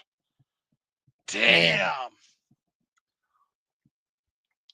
That's fucking wild. So, all right, so we're going almost 3 hours. I don't want to take too much more of your time. I did want to ask you, how's Firemoth? How about that Firemoth playthrough? Man, the Firemoth, it's really good. I like the expansion. They've added in like some mini bosses around the area, kind of expanded the world space around it. Yeah, I've kind of picked and it's part of Clambering Moors now. I picked through fingers at that playthrough because I don't want any spoilers. But I understand, is it true that once you're done liberating the fort, there's a whole nother quest attached? Mm-hmm. There's a whole follow up to it. Oh my gosh! Okay, Legion playthrough win. I need a sneering imperialist playthrough. Those who play New Vegas got that reference. Yeah, I need a sneering imperialist playthrough where I do all the like imperial interests. So, like, I need just a pure empire shill. So, what would it be? It'd be East Empire Company. It would be Imperial Cult, Imperial Legion, maybe House Halalu, maybe, and maybe the guilds. Depends. But again, I like to stick it. I tend to like to stick to 3-4 factions max, right? Yeah, I can't wait till we get the Imperial Navy as like a joinable faction. That's gonna be epic. Dude, Imperial Navy's gonna be.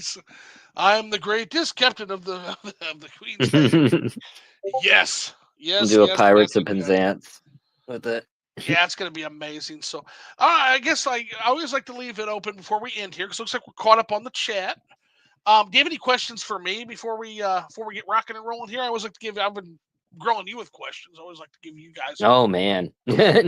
No, I feel like we've learned a lot just in the talk here, you know. Oh, Engraved Ring of Healing is here to say, welcome in, buddy. Drink more ancient Dagoth brandy. Well, we're drinking, I wouldn't say our vintages are ancient, but they are aged for sure. I think Get Shiver here is drinking 20-year rum, and I have switched to a 15-year rum, and before I was drinking a 20-year Baijiu. Yeah, I was contemplating breaking out the Bethesda 10-year anniversary skooma, but it's like straight absinthe from Europe, so I don't think that would be a great idea. It's a little too strong. I was gonna say absinthe will knock you on your ass, man. Yeah, I don't think I can do a 3-hour talk show on absinthe. That's not gonna No, work. that might get us in trouble. So, yeah, 100%. Drive the Inwas from Resdane. Ah, he even uses the proper nomenclature. Yes, Resdane, please. There we go. Sup, bros? CWK said, "Great stream, dudes. Thank you so much. We do try again. Thank you for I'm gonna being here. kind of miss this show when we hiatus it. I'm gonna miss it, but people know where to summon me. If anybody's like, hey, I really, I just want to talk. Fuck yeah, I'll do it. I'll pop up from the dead. I am a ghost. I'm a drunk internet ghost. So you know where to summon me, guys. I think it's a great idea. Marwin pairs well with absinthe.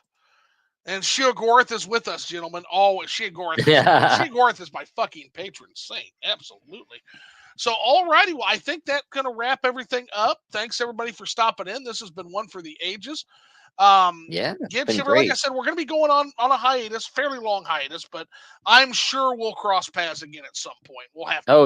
We'll have to do this again. 100%. Absolutely. 100%. Because fuck, if it's one thing that can get me out of like retirement, pronounce the mad god's name correctly. Sheogorath, right? Sheogorath is how they say it in Morrowind. Shigarath. Okay, yeah, it is. Oh, I forgot. I'm being an Inwa, aren't I? You're using the Oblivion pronunciation there. Oh my gosh. Oh, look at that. I'm being a little bit of an for Inwa. Everyone. Yeah, 100%. Pronounce the mad guys correctly. Party on, Wayne. Rock on, dudes. Thank you, Get Shiver. I am still a believer in what is it again? Sheogorath? Shigarath. Yeah, Shigarath. So I'm a temporarily embarrassed believer, however. So, alrighty. Well, I think that's going to wrap things up. Again, guys, I appreciate everybody coming out. This has, again, been one for the ages. And I'm going to go ahead and end the stream. If you want to stay on for a little bit of an after-party denouement, you can. But I love y'all. Get the fuck out of here and have a great weekend. I'll see you on the other side of Morrowind, man. Moscow Switch was found dead later that night, covered in fork wounds. Oh God, not the fork of manipulation. No. Worship the scuba cat, but all right, guys. Look out for Big Head. Take care. Yeah, look out for Big Head. He ain't sneaking up on me with that big ass fucking noggin, that 8 head of his. So, take care, guys.